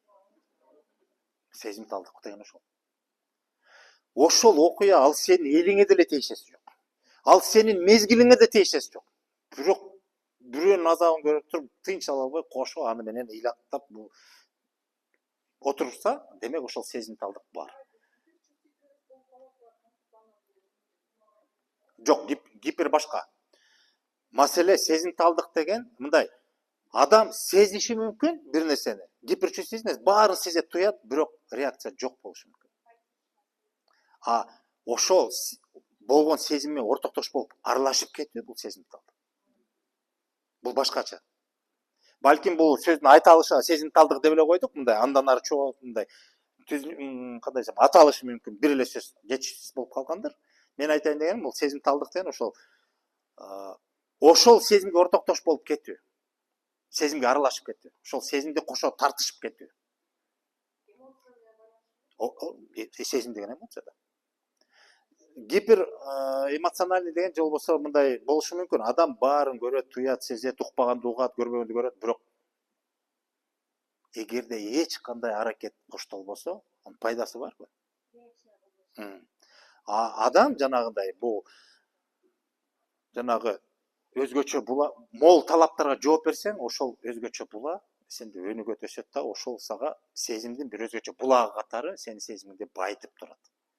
Бирок ан үчүн ушундай даярдыктар керек да. Анан көңүлдүн тазалыгы. Көңүлдүн тазалыгы бул өтө оор. Көңүл. Бул көңүл деген сөз өтө татаал, өткөндө айттым. Бул сезимге таандык күч, бирок жан дүйнөдөн да орун алат, акыл менен башкарылат. Элестет. Эгерде сезимге жетеленип келсе, анда адамды азапка чуулайт. Өтө татаал нерсе. Бирок ошону башкарса болот акыл менен. Демек, кайсыл бир дүйнө адамда ушул эле болсо калган эмне болсо ошо болсун деген сөз жок. Үчөө бири менен чырмалышкандагы бирисиз, экинчиси, үчүнчүсү мүмкүн эмес дегендей. Ошон үчүн көңүлдүн тазалыгы жанагыдай адам сезим аркылуу ар нерсени кабылдашы мүмкүн. Жаман сөз угушу мүмкүн, жаман мамилени көрүшү мүмкүн, дагы бирдеме болушу мүмкүн. Бирок көңүлүнө албай, ошол көңүлдө ошол жаман нерсени жоготпой, ага жетеленбей, акыл менен калчап ошону түздөп кетиш керек. Анан акыркысы ушул акылдын тунуктугу. Ушул экөө тең келет. Акылдын тунуктугу деген сөз бул баягы сабырдуулукта ушул жерде жатат. Адам кандай жагдай учур болбосун, сезимге алды берсе, бүттү шашмалыгы менен, тигинси менен акыл калчабай туруп, туура эмес чечим кабыл алышы мүмкүн, ачуу калтырып жана башка. А сабырдуу деген сөз эмне? Сабырдуулук деген бул мындай сезбес тоңмоюң болуу деген эмес да. Ошонун баарын сезет, билет, кыжырланат, ичинен кайнайт, бирок аны сыртка чыгарбайт. Ошол сезимге жетеленип кетпейт деген сөз.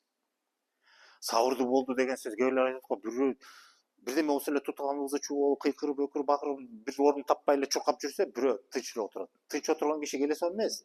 Туйбайт экен деген эмес. Ал акылдын тунуктугу менен түшүнөт. Чуркайсыңбы, кыйкырасыңбы? Андан маселе чечилбейт. Андан көрө ал акылга салат да, таразылайт да, жолун табат. Эмне кылсам? Жак өрттөнүп атат. Бирок чуркап, ызылдап, өкүрүп, бакыргандан баары бир эч нерсе чыкпаганын билип туруп, андан көрө пайдалуу нерсени табайын деп, ошол сабырдуулукка келет. Сабырдуулук деген ошол. Эгерде адам сезими өчүп калса, бирөө кыйналып атса, нөл болсо, бул сабырдуулук эмес. Ушуну да туура түшүнүш керек. Сабырдуулук деген бул сезимди башкара билүү, бирок сезимдин жоктугу эмес, сезим бар. Ошол эле күйүтү да бар. Ошол эле кандай десем мындай кайдыгер эмес, же болбосо ошол көңүл кош боло албайт, күйүп бышат ага деле, тынч ала албайт өзүн, же болбосо кандай десем, жөн эле тескери басып кете албайт деген. Баары бар ошол сезим, туят. Бирок өзүн башкара билет. А эмненин жардамы менен? Акылдын. Акылдын тунуктугу деген сөз адам кандай, мисалы өзүңөрдү байкайсыздарбы?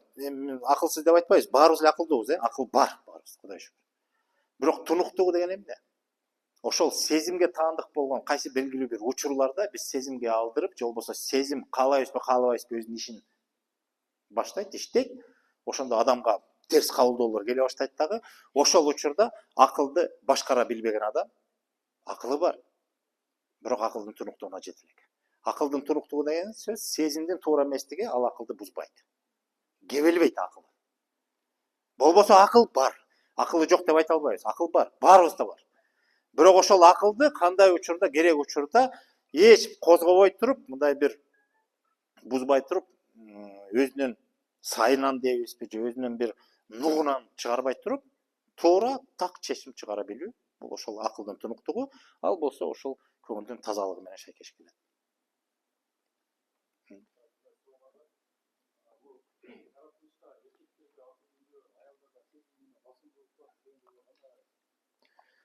Басымдуулук кылат деген туура эмес го?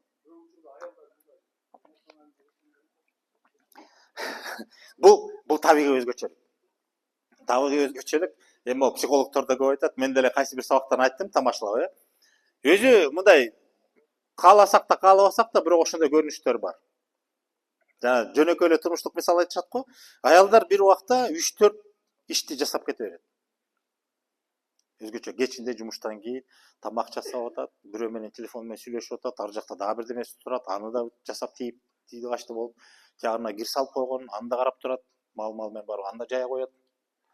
Бир убакта жасайт. Эркектер бир ишке кирип кетсек, ортодон бирдемени сурай калса бирөө сырттан келип, бул ишке тиешеси жок. Биздин дүйнөбүз аңтарылат, кой турчу деп. же болбосо ал нерсеге жооп бериш үчүн муну таштайбыз дагы. Эмне дейсиң дейбиз. Сен бияка баш отуз менен кирип кеттик, биз ошол менен чектелип калабыз да. Бул баягы рационально и нерационально деген сөз. Бул психологияда ошентип түшүндүрүлөт. Кайсыл бир деңгээлде жанагы эркек заты менен аял затынын ортосунда өзгөчөлүгүнө келгенде ошондой бар. Себеби аял заты сезими курч болот. Анан табигый жаратылыштан. Анан ошол сезимдин күчү дейбизби, жагандай дейбизби? Анын күчү, аял затынын күчү десек болот. Же артыкчылыгы дейбизби ошол сезиминде. Бирок бул сабактан тышкары түшүнөк да болчу. Мисалы, атанын билегенин тилеги деп койчу эле, ошондой макалдар бар. Эркек сел, аял көл дейт. Ушундай макалдарды талдасаңар, бул жерде көп мындай бир философия жатат да. Эркек сел, аял көл дейт. Эркек деген күчкө, кубатка ээ, мындай сел болуп баарын шар шур этип талкалоочу да күчкө ээ болушу мүмкүн, кээде чегине чыгып кетсе. Бирок ошондойго келсе дагы ошонун баарын токтотуп тундурган аял. Сел деген эмне? Түшүнүп атасыңарбы? Бул буркан шаркан түшкөн, жолдого эмне болсо баарын кыйрап кеткен чоң күч. Эркекте ошондой күч бар. Аял болсо керек убакта баарын токтотуп тундуруп, баарын ордорду менен келиштирип койгон. Ошон үчүн жанагы эптүү деп айтканыбыз ошол. Ошол эле убакта аял сезимге көбүрөөк маани берет, сезимге жетеленет. Анысы да бар. Бирок аны менен гана чектебестен башка аял затын башка дагы чоң күчтөрү бар. Бул эми бир аз башкачараак теме, буга тиешеси жок. Бул жанагы адамдын ички дүйнөсүнө келгенде башкача. Кээ бир аялдар эркектен да кыйын аялдар бар. Мындай акыл билим жагынан. Анча мынча эркектерди жолотпойт, жакындатпайт дегендей. Демек ал бир өңчө карабашыбыз керек да. Мына могул жерде могул 6 түшүнүккө, могул нерсеге жеткен адам жана табияттан берилген ошол буланы кармап калат дагы, ошону өркүндөтөт дагы, ошол баягы сезимдин булагы катары келип жанагы буга чейин айтпадыкпы, жана дене сезгичтиги бир, анан көкүрөк көдөр сезгичтиги. Мына ошого өбөлгө түшчү ошол нерсе. Анан ошол өөрчөйт. Адам жан дүйнөсү менен сезим дүйнөсү айкалышкан болот. Бири-бирин туйган болот, бири-бирин сезген. Жан дүйнөсүнүн күчү менен сезими күчтөнөт. Кийинки слайд. Болот.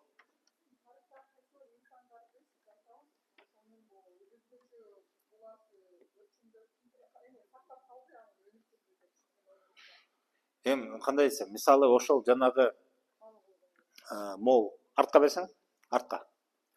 Могул 6 сапатты карап көрсөк, бизде тарыхый дейбизби, же болбосо санжыра дейбизби, көбүнесе жанагы акылмандар, данышмандар, элдин башына, кандай десем, элдин тагдырын чечкен жакшы жагына, же болбосо жанагы кандай деп айтат? Эл багар, жер гүлдөтөр, же болбосо жашоону өзгөртөкөн адамдар мына ушундайга жеткен.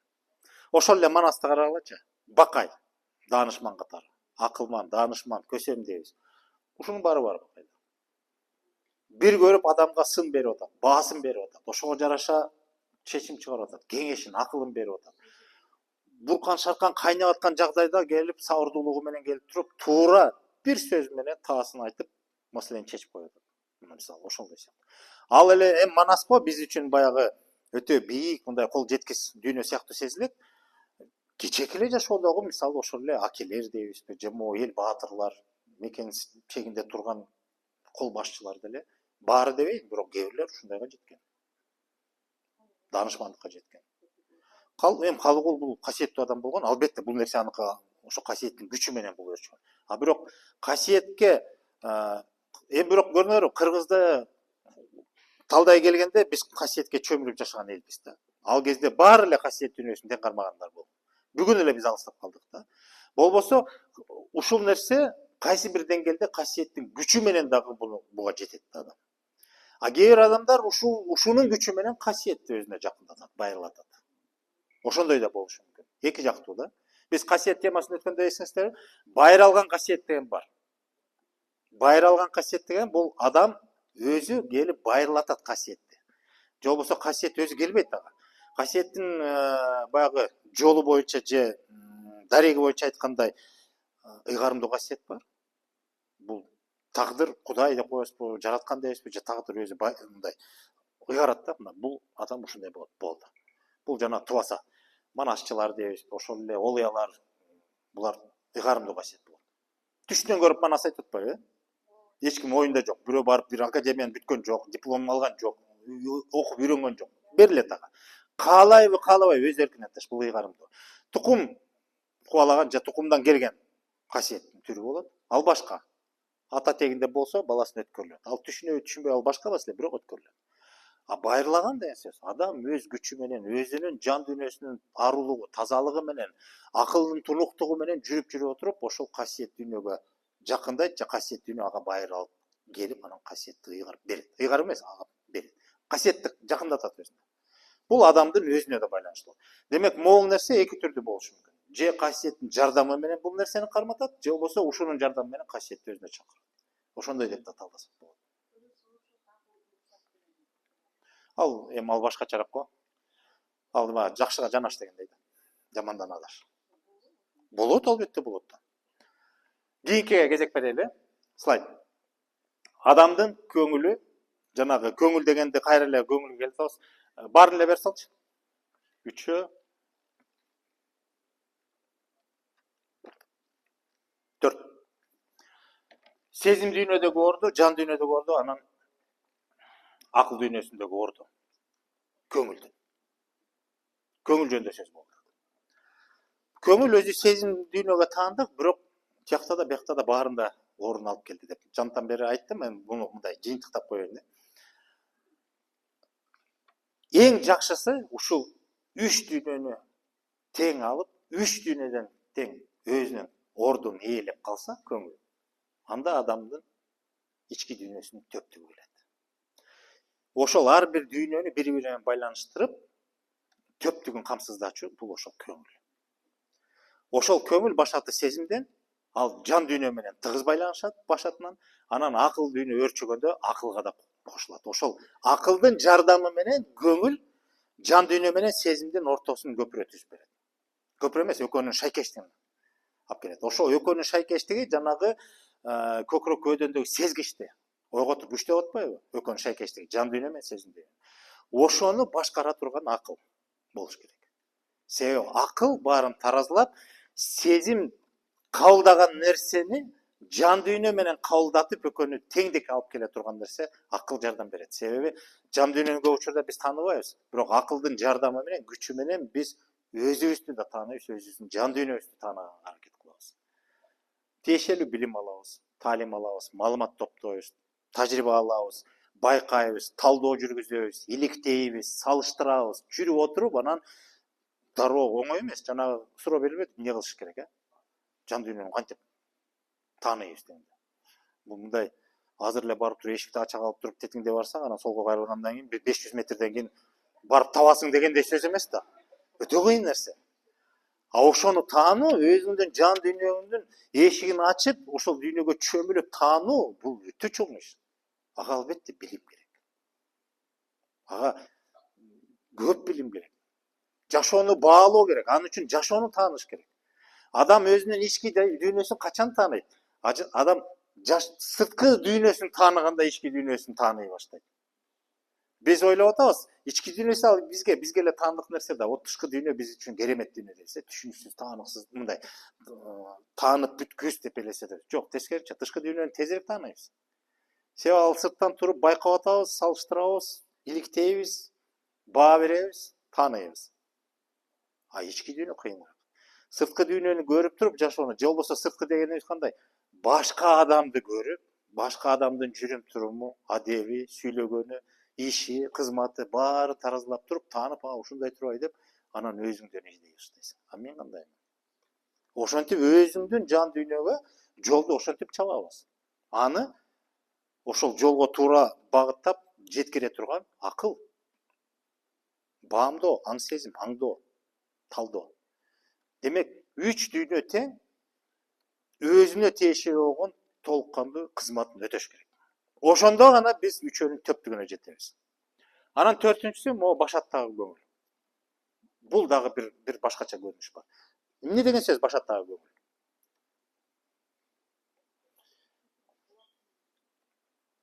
Башаттан башталыш деп бул актап коебузбу же башталыш деген сөз. Бул мындай деп түшүндүрүлөт. Адам байкайсыңарбы, кээ бир адам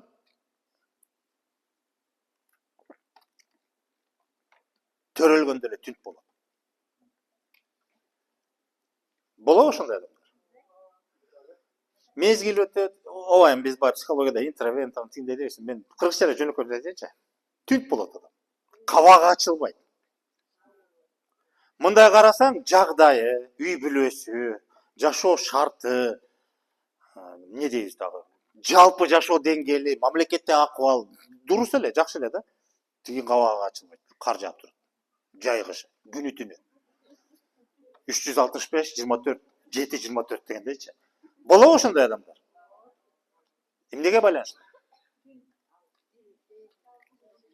Башатка. Түйүлдүк жаралып атканда, эми түз айтканда, эненин көңүлү кандай акыбал жагдайда болсо, түйүлдүккө түз берилет. Эгер бала жаралып атканда, түйүлдүгү жаралып атканда, эми бала жаралып атканда деп коелучу, ошондо энеси азап чеккен учур болсо, көңүлү калган учур болсо, көңүлү төмөндөп мындай бир жаман акыбалда болсо, каалайсыңбы, каалабайсыңбы, бала ошол көңүлдү өзүнө сиңирет. Ошондой болуп жаралат бала. Эгерде энеси бактысыз, азапта болсо, бала жашоонун бакытын, рахатын тааныбайт. Жашоодон азапты гана көрөт. Кубалап барып туруп азапка өзү жабыша берет. Жашоодо ошондой адамдар байкадыңарбы беле? Баягы кыргыз айтып коет го, от койдосоң бокко качкан деп. Ошондой болот. Эмне үчүн? Бул адамдын жамандыгынан эмес, анын бир акылынын кемдигинен эмес. Бул башаттагы көңүлгө байланыштуу. Көбүрөөк ошого байланыштуу. Адамда күнөө жок. Ал жаралгандагы башаттагы көңүл адамдын эмнесин түздөйт деп коелу. Ушул көңүл могу 3 дүйнөдөгү өз ордуна, ээлеген ордуна жараша көңүл жана төптүккө жетсе, ал адамдын белгилүү бир ыргагын жаратат. Ыргак дегенди түшүнүп атасыздарбы? Психологияда психологический тон деп коет. Уктуңарбы беле ошондой түшүнүктү? Шкала тонов деп коет. Анан аякта эми укмуш чечмелешет, эми мен ал тилге өтпөй эле коеюн, аны кошумча мындай жандош билим катары өзүңөр деле издесеңер табасыздар. Психологияда ушундай бар, психологический шкала тонов деген. Адам кайсы тондо турса, ошого жараша кабылдоосу, көз карашы, дүйнө таанымы, мамилеси жана башка баары ошого жараша болот. Биз жөнөкөйлөтүп атабыз. Ошол кийинки слайдты берчи. Ыргагы деп коебуз. Ошол ыргагы бул адамдын көңүлүнө түздөн-түз байланыштуу. Адам өзүнүн көңүлүн башкара билип, жанагы 3 дүйнөнүн эми төптүгүнө жетсе мыкты, бирок 3 дүйнөдөгү көңүл кандай акыбалда орун алып, мындай бир жагдайга кирет, ошого жараша адамдын ыргагы калыптанат. Адамдын ыргагынын 3 түрү болот.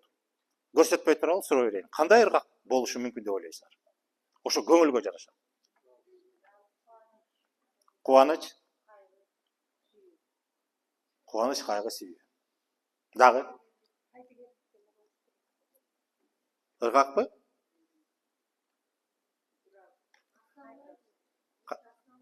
Эң 3 негизги.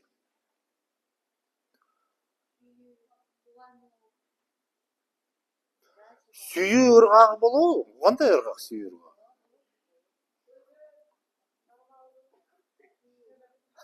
Жогору орто төбө, эң сонун жок. Туп-туура.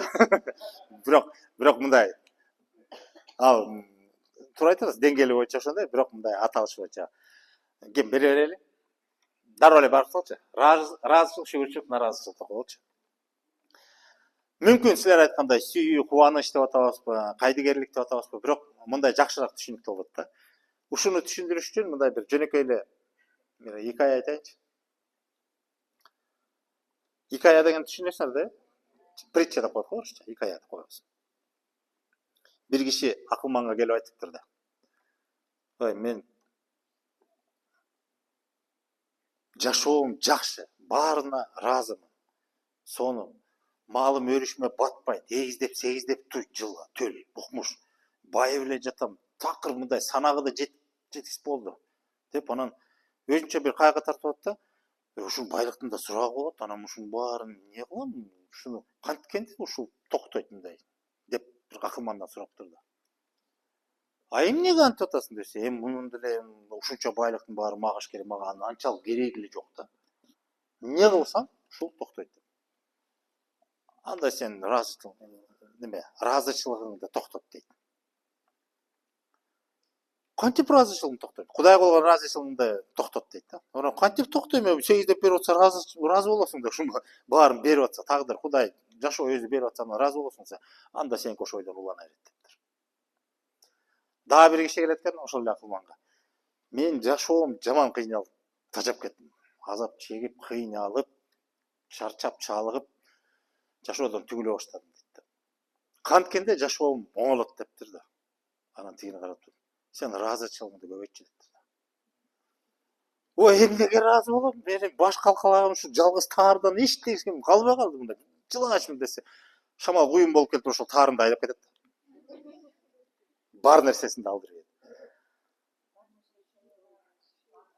Ушул сарындай ыраазычылык, нааразычылык. Шүгүрчүлүк деген баягы ортосун алдык да, болбосо чоңуз туура айтты да, жогору, орто, төмөн дегендейчи. Мүмкүн сөз өзү туура эместир. Нааразы, шүгүрчүлүк деген сөз. Эми ыраазы, нааразы түшүнүктүү, анан шүгүрчүлүк деген кээ бир диний түшүнүктө бул жакшы мааниде болсо, биз мындай орто деп алдык да. Эми шүгүр болот дегендейчи. Орто зар. Ыраазы деген башка, ыраазычылыкта кубануу, сүйүнүү деген бар. Нааразыда эмне? Кабагына кар жааган, эчтекени жактырбайт, жакшыны көрө билбейт, жакшыдан жаманды издейт. Түп-түз мааниде жакшыдан жаманды издеген адам барбы жашоодо? Анда бул нааразычылыкта турган адам. Бул ыргак.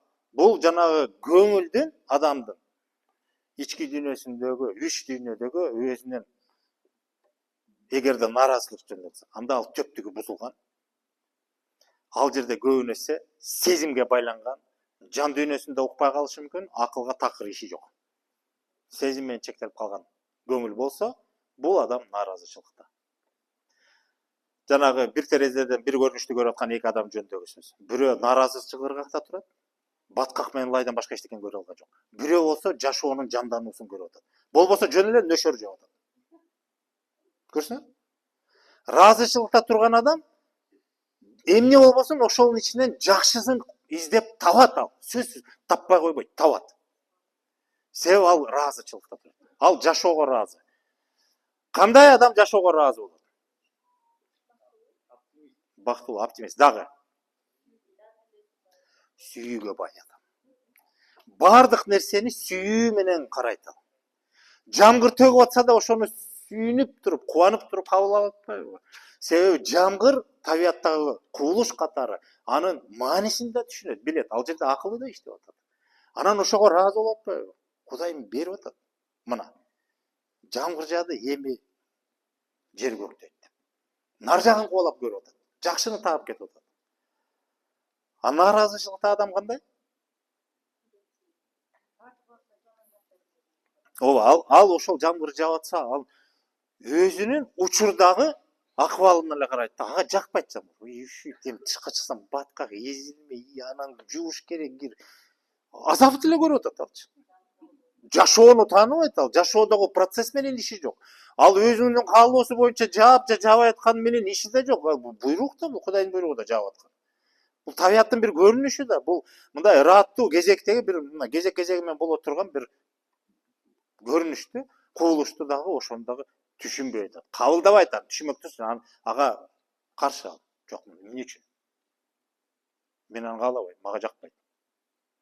Өзү табиятка мындай жанагы Конфуцийдин дагы бирөөнүн айтканы бар го, жамгыр жаабаса сен аны эмне ыйлайсың, бакырасың, сүйүнөсүң, ал баары жай берет. Ал сенден тышкары нерсе. Ошону туура эле кабылдашың керек дегенде, мына маселе ошондо болот атат. Биз эми өзүбүзгө баа берели. Жашоодо, турмушта деп коелучу. Жашоо өтө татаал. Мен турмушту деле мисал кылайын. Турмушта болгон көрүнүштөргө биз кандай мамиле кылабыз? Өзүбүздү эле баалайынчы. Наразыбызбы же ыраазыбызбы же шүгүрүбүз? Шүгүрчүлүк дегенди түшүнөсүздөр, мындай ортодо жаса жаап атат дейсиз. Жанагы эле мисалды айтып атам, жамгыр жаап атат ооба. Бирөө кубанат жамгыр жаса. Сонун болбоду, эми дыйкандар жыргайт, малга сонун болду, жайыт көктө, тиги бул. Мен мындай кыргыздын салттуу жашоосунан мисал алып. Башка мисалды келтирсек болот. Кыскасы, бирөө кубанып атат ошол бир эле кубулуштан.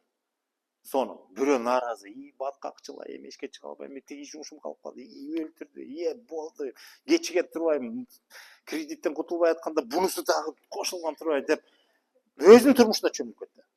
Бирөө жыргап атат ар жакта. Бирөөнүн жашоосуна жыргап атат. Дыйкандарга жыргап атат, малчыларга, малга жыргап атат. Өзү эмес. Бунун деле кредити көбөйүп атат. Болбосочу, бул деле кредити бар. Бул деле азыр чыгып бүтүрчү иши бар, ал баткакка чыланышы, ал турган нерсе, бирок аны ойлобойт. Ал тиги эртең боло турган жакшылыкты көрүп атат. А бирөөгө баары бир. Жаап аткан турбайбы, мейле жаса жа. Жаап бүткөндө чыгам да бүтүрөм да деп коюп атат. Кайгырган деле жок, жыргаган деле жок. Бул орто зар, жана шүгүрчүлүк. Бар, жок. Эми баа берип көрөлү. Биз кандайбыз?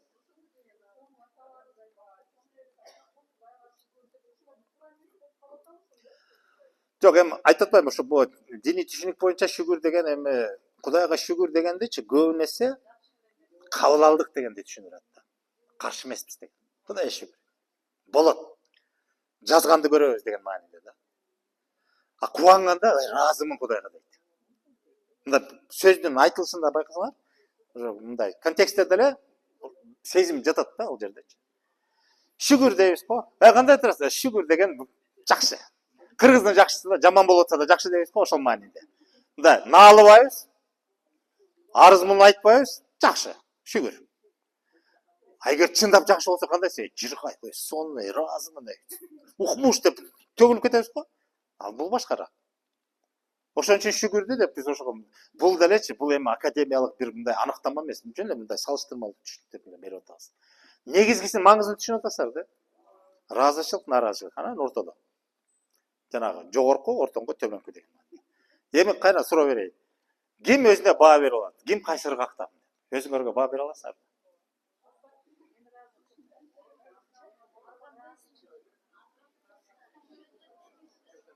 Жалпы кыргыз элине баа берелиби? Кандай баа? Кыргыздарбы? Ыраазычылыктабы? 3 жолу революция жасап атабыз, ыраазычылыгыбыздан.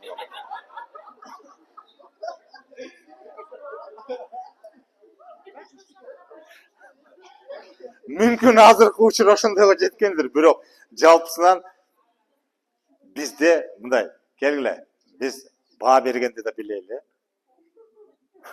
Нааразычылык турмушта көп. Мен жөнөкөй эле өткөнкү сабактарда айтпадымбы? Биз бүгүн жашоо менен ишибиз жок. Биз жашоо сүрбөй элебиз. Биз турмуш менен алектенип атабыз. Ушундан эле бүтүм чыгарып койгойчу өзүбүзгө. Эгер жашоо менен ишибиз жок, турмушубуз менен чектелсек, анда биз ыраазычылыкка жете элекпиз. Сөзүм түшүнүктүү болуп атабы? Биз жашоо менен ишибиз жок. Жашоо сүрүү деген сөзчү, күнүмдүк турмушубузду байкайлычы. Эртең менен турдук, кечке чейин эмне иш кылдык? Жашоо сүрдүк. Же турмуш менен алектендикпи? Өзүңөр эле айткылачы. Турмушта. Жашоо сүргөн адам турмушун да тыңдайт. Анан жашоо деген кенен түшүнүк да. Элдин жашоосу, жердин, табияттын, жан жаныбардын баардык ошонун баарын эске алып, анан ошого тиешелүү өзүнөн талап кылынчу ишин, кызматын, милдетин кошо аткарып кетүү. Мына жашоо сүрүү деген ошо. Ошону жасап атабызбы? Жаратылышка эле болгон мамилебизди эле айталы. Коомго, мамлекетке болгон жарандык милдетибизди, вазыйфабызды аткарып атабызбы? Ошонун баарын таразага салып туруп анан айталычы. Биз жашоо сүрүп атабызбы, же турмуш менен чектелип атабызбы? 70 деп коеюнчу, андан ары көбөйтпөйүн, бирок кемитпейин. 70% биз турмуш менен алектенип атабыз. Анан баары эле акмак эмес, же болбосо баарыбыз жаман эмес. Анча-мынча ооба бар нерсе, бирок жетишсиз да. Ошондон улам ушуну эле түшүнүп кой. Ыраазычылык ыргак бул адам жашоону тааныганда, жашоонун ыргагын түшүнгөндө адам ыраазычылык ыргакка келет. Себеби жашоо өзү Эң биринчи сөздү эстегилечи, эмнеден баштадык эле? Жашоонун ажары сүйүүдө деп атпайбызбы? Жашоонун ажары деген жашоонун өзүнүн ыраты, тартиби, жолу, көркөмү деп коелучу. Ал сүйүүдө. Сүйүүгө жеткен адам сөзсүз түрдө ыраазычылыкка жетет. Сүйүүгө жетпесе ыраазычылык болбойт. Мына логика барбы? Биз ошол жанагы жашоонун ажарын тааныганда, жашоонун ажарын көрө билгенде гана биз ыраазычылыкка жетебиз. Демек, умтула турган багытты аныктадык өзүбүзгө. Бул сабактын негизги максаты сезим дүйнөгө чөмүлтүп, түбүнө чейин таануу эмес, негизги түшүнүктөрдү көрсөтүү менен багытты аныкташыбыз керек. Биз жашоону таанышыбыз керек, жашоону сүйүшүбүз керек, жашоонун ажарын ачышыбыз керек. Анын жолу сүйүү аркылуу. Сүйүү бул өтө чоң күч. Бул сезим. Анан эми бир сөз менен айтыш жеңил, мен ошол сүйүүгө жетүү дегенде ушул жанагы сөздөр менен жеткирдимби? Жеткирдим окшойт. Эми суроо болсо, суроо барбы? Бергиле.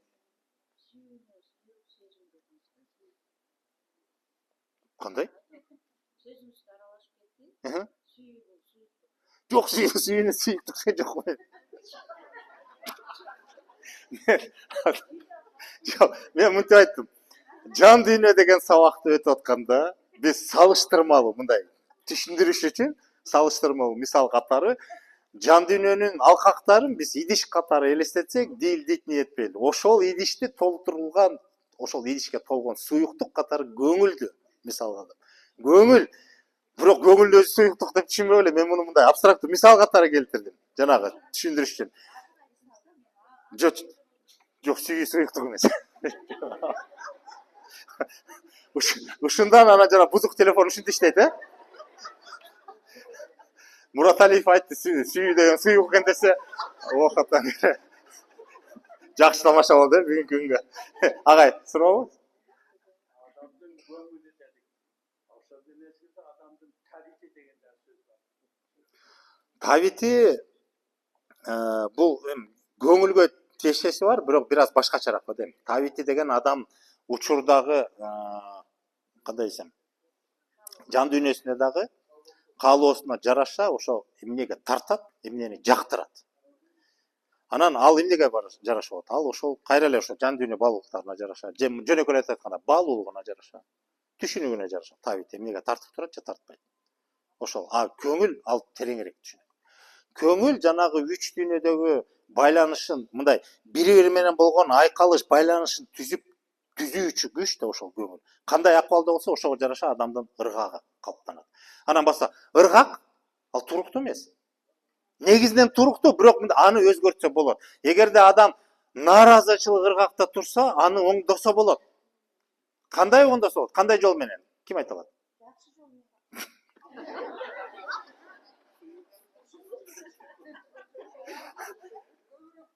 Ошол нааразычылыкта турган адам, жана жамгырдан баткакты эле көрүп аткан адамга кантип ыраазычылыкка келтиребиз? Эмне жардам керек ага? Кандай? Акыл. Бир гана акыл. Демек, адам билимин өрчүш керек. Ошо билимдин жардамы менен акылын башкара билиш керек. Акылдын жардамы менен көңүлүн өстүрүш керек. Ошентип көңүлүн өстүрүп туруп, акыл дүйнө менен сезим дүйнөнүн төптүгүнө келсе эле, анан жок эле дегенде шүгүрчүлүккө жетет. Анан жан дүйнөнүн баалуулугу менен жан дүйнөнү толтуруп, агартып, тазартып туруп, анан төптүккө жеткенде анан ыраазычылыкка жетет. Жөнөкөй эле өтө татаал. Жөнөкөй деп мен мындай жеңил айтып атам. Механизми, формуласы жөнөкөй. А бирок ишке ашыра келгенде бул мээнет керек да. Сурообу?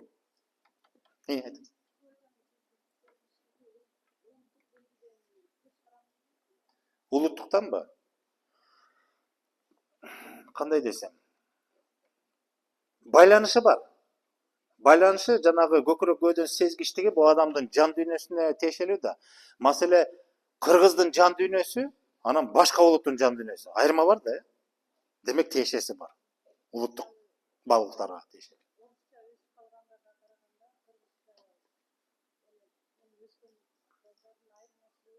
Болот.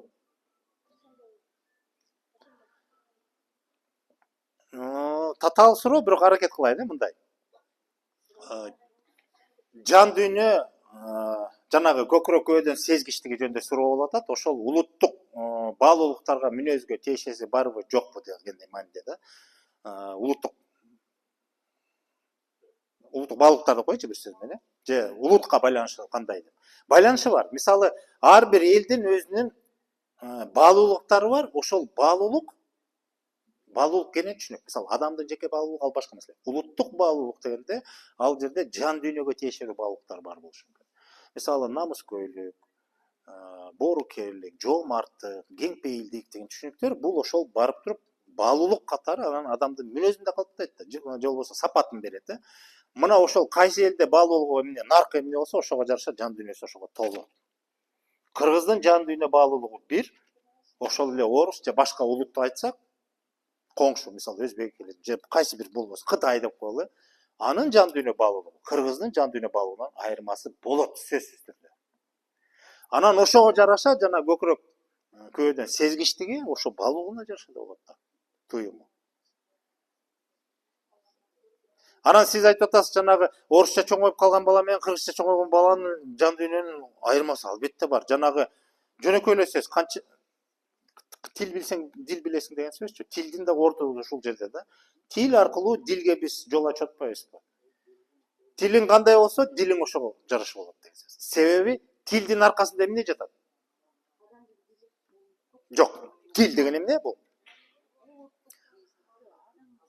Тил бул белгилүү бир улутка таандык болгон жашоонун негизги куралы деп да айтсак болот. Же болбосо тил, эгерде башка жагынан айтсак, тил деген бул чок мындай элечи.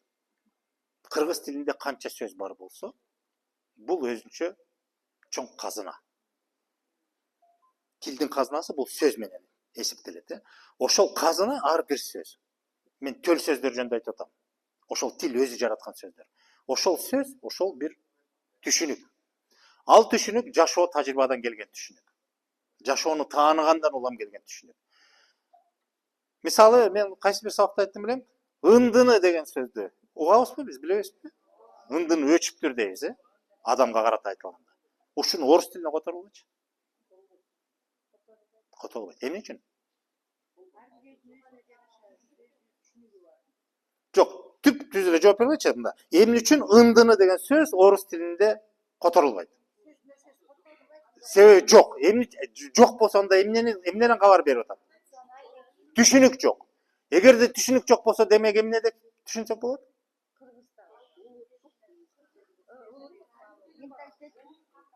Демек, бул эл кайсы тилде ал түшүнүк жок болсо, демек ал элде, биздин мисалда орусту айтып атабыз, орус тилинде андай түшүнүк жок болсо, демек орус элинде жашоо тажрыйбасында адамдын ындыны өчө турган жагдайды таанып билген эмес. Тааныбайт, ажырата билбейт. Бир сөз менен плохое настроение, не в духе деп коет, болду. А биз кыргыздар адамдын ындыны өчтү дегенде ал башка бир көрүнүш. Шабайы учту дегенде ал башка көрүнүш, сууду деп болбосо, үрөйү учту деген башка сөз. Демек, ар бир учур, жагдайга, ар бир көрүнүшкө өзүнчө аталыш берип атпайбызбы? Ошол сөз. Ал сөз түшүнүк. Ал түшүнүк асмандан келбейт. Ал түшүнүк жашоо турмуштан келет. Ошол жагдайды таанып билгенде, ошону башка жагдай учурдан ажыратыш үчүн өзүнчө сөз менен белгилеп атабыз. Демек, сөз казынасы, тил казынасы, сөз казына. Бул ошол элдин турмуш казынасы, же болбосо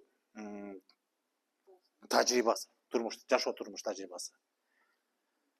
Анан ошол тилге байланыштуу дил дегенибиз, дил деген бул жан дүйнө байлыгы да. А ошол тилге түздөн түз, ошол жашоосунда, турмушунда эмнени көрсө, тааныса, ошону бири-биринен ажыратып, сөз менен атап жүрүп отуруп, ошол түшүнүктөрдүн топтому маңызын берет да. Анан ошонун ичинен ирге-бирге баалуусун алып өзөк кылып тутуп, анан ошону дилине куят.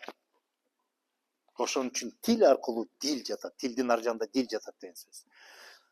Кыргыздын дилине жеткенге келсе, кыргыздын тили аркылуу гана жете аласыңар. Айкөл деген түшүнүк башка элде жок андай. Сөз эмес, түшүнүк жок. Мен ошону айттым элем манас темасында. Айкөл дегенде биз түшүнөбүз. Эми этимологиясын талдабай эле койчу. Ай, анан көл, анан тунук, анан тиги токтоп. Жок, андай эмес. Мен маңызында мындай эле айтайынчы. Айкөл деген жөнөкөйлөтүп айтканда, адамга таандык болгон асыл сапаттарын топтому. Бир адамда кезиккен. Адамга таандык болгон кандайсы асыл сапаттар бар? Санагылачы. Толтура да. Ошону баары келип туруп бир адамдан топтолобу? Бүгүн мүмкүн эмес. Бирок бизде Айкөл деген сөз бар болсо, ал болгондо да ал ким бар? Айкөл. Манас. Манас. Демек кыргыз Айкөл жараткан эл. Кыргыз жашоо турмуш тажрыйбасында адамды таптап, тарбиялап, таалим, тарбия берип отуруп Айкөлдүктү жеткен, же болбосо Айкөлдү жараткан эл. Бул эмне деген тажрыйба? Бул эмне деген жашоону таануу деген ушул. Эгерде башка элде Айкөл деген түшүнүк жок болсо, анда алар мындай деңгээлге жете элек деген сөз.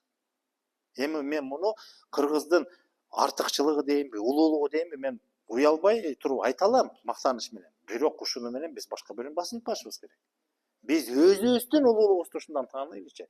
Бирок маселе мындай, бир эле Манас бар, бир эле Айкөл бар. Бир эле Манас эмес, бир эле Айкөл бар, ал Манас. Андан башка Айкөл боло элек. Бирок бир болсо дагы жаратканбыз. Маселе дагы жарата алабызбы? Жарата алабыз. А бүт дүйнө адамзат эмне болуп атат? Идеалдуу адам болбойт. Адам пенде. Сөзсүз түрдө бузулат. Сөзсүз түрдө жаманы бар деп атабыз. А биз ошо кынтыксыз жаманы жок адамды да тарбиялап өстүрүп көрбөдүкпү? Ушунун өзү мына кыргыздын жан дүйнө баалуулуктарын ачып берип атат. Кыргыздын дили ушул.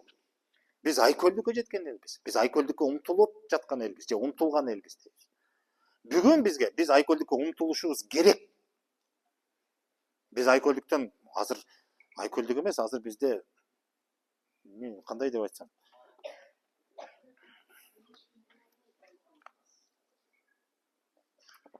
биз азыр маңкуртчулук күч алып аткан кезде Айкөлдүк такыр эле жакта кол жеткис жерде калды да. Түшүнүп атасыңарбы? Бирок бир нерсени айтайын. Башка элдер салыштырмалуу жок нерсе, өздөрүндө жок нерсеге умтулуп, кээ бирлери жетип атат. А эң өкүнүчтүүсү, бизде бар нерсе, өтө көп бар нерсе бааланбай, колдо бар алтын бар жок. Анан умтулганыбыз бөлөк жакта. Бар нерсеге умтулбай. Ошо бизде тажрыйбада бар болгон. Өткөн тарыхка кайрылганда бизде ойлойбуз, эми тарыхты эле айтып беребиз, анан эмне биз көчмөн болобузбу, анан бул үйдө жашайбызбы, анан тоого кетелиби деп. Мындай түз кабыл алышат да, жашоонун маңызын түшүнбөгөн адам ошентип сүйлөйт. Тарыхтан сабак алуу деген сөз ошол элдин басып өткөн жолунда эмне деген бийиктиктерди багынтып, эмне деген асыл баалуулуктарга жетсе, ошону бүгүнкү жашоонун тартибине алып келүү. Тарыхтан сабак алуу деген ошол. Ошонун жолун табуу. Менин негизги түпкүрдөн келаткан изги тилегим ушул. Кыргыз таануунун максаты бул баарыбызды айдап барып туруп тиги жайлоого, анан күздөгү, анан жаздоого көчкүлө деп жашоонун шартын түзүү эмес. Ошол жашоодогу адам баласы тапкан, кыргыз баласы тапкан асыл баалуулуктарды кайра бүгүнкү жашоонун тартибине алып келүү. Заңгыраган майбакты тебели, 4 кабат имаратта жашайлы, жеке мындай жанагындай пентхаустарда жашайлы, андан баш тартпайлы. Бирок адам болобу, кыргыз болобу, Айкөл болобу, ал бири-бирине каршы келбейт. Ошондой нерселерге умтулушубуз керек. Анан ошого умтулууда өзүбүздү таанып туруп, өзүбүздүн ички башаттан келаткан эмне күчүбүз бар, эмне деген баалуулуктарыбыз бар, эмне деген наркыбыз бар дегенди тааныш үчүн мындай ушундай сабактар керек. Бүгүн ошол сезимге тиешелүү сабактар. Ушуну менен жыйынтыктайм. Баарыңыздарга ийгилик. Анда эмки жумада дагы бир ирет жыйынтыктоочу сабак болот, бирок аны менен токтобойт. Кийин дагы бир айдын тегерегинде аны дагы жарыя беребиз, улантабыз. Жакшы барыңыздар.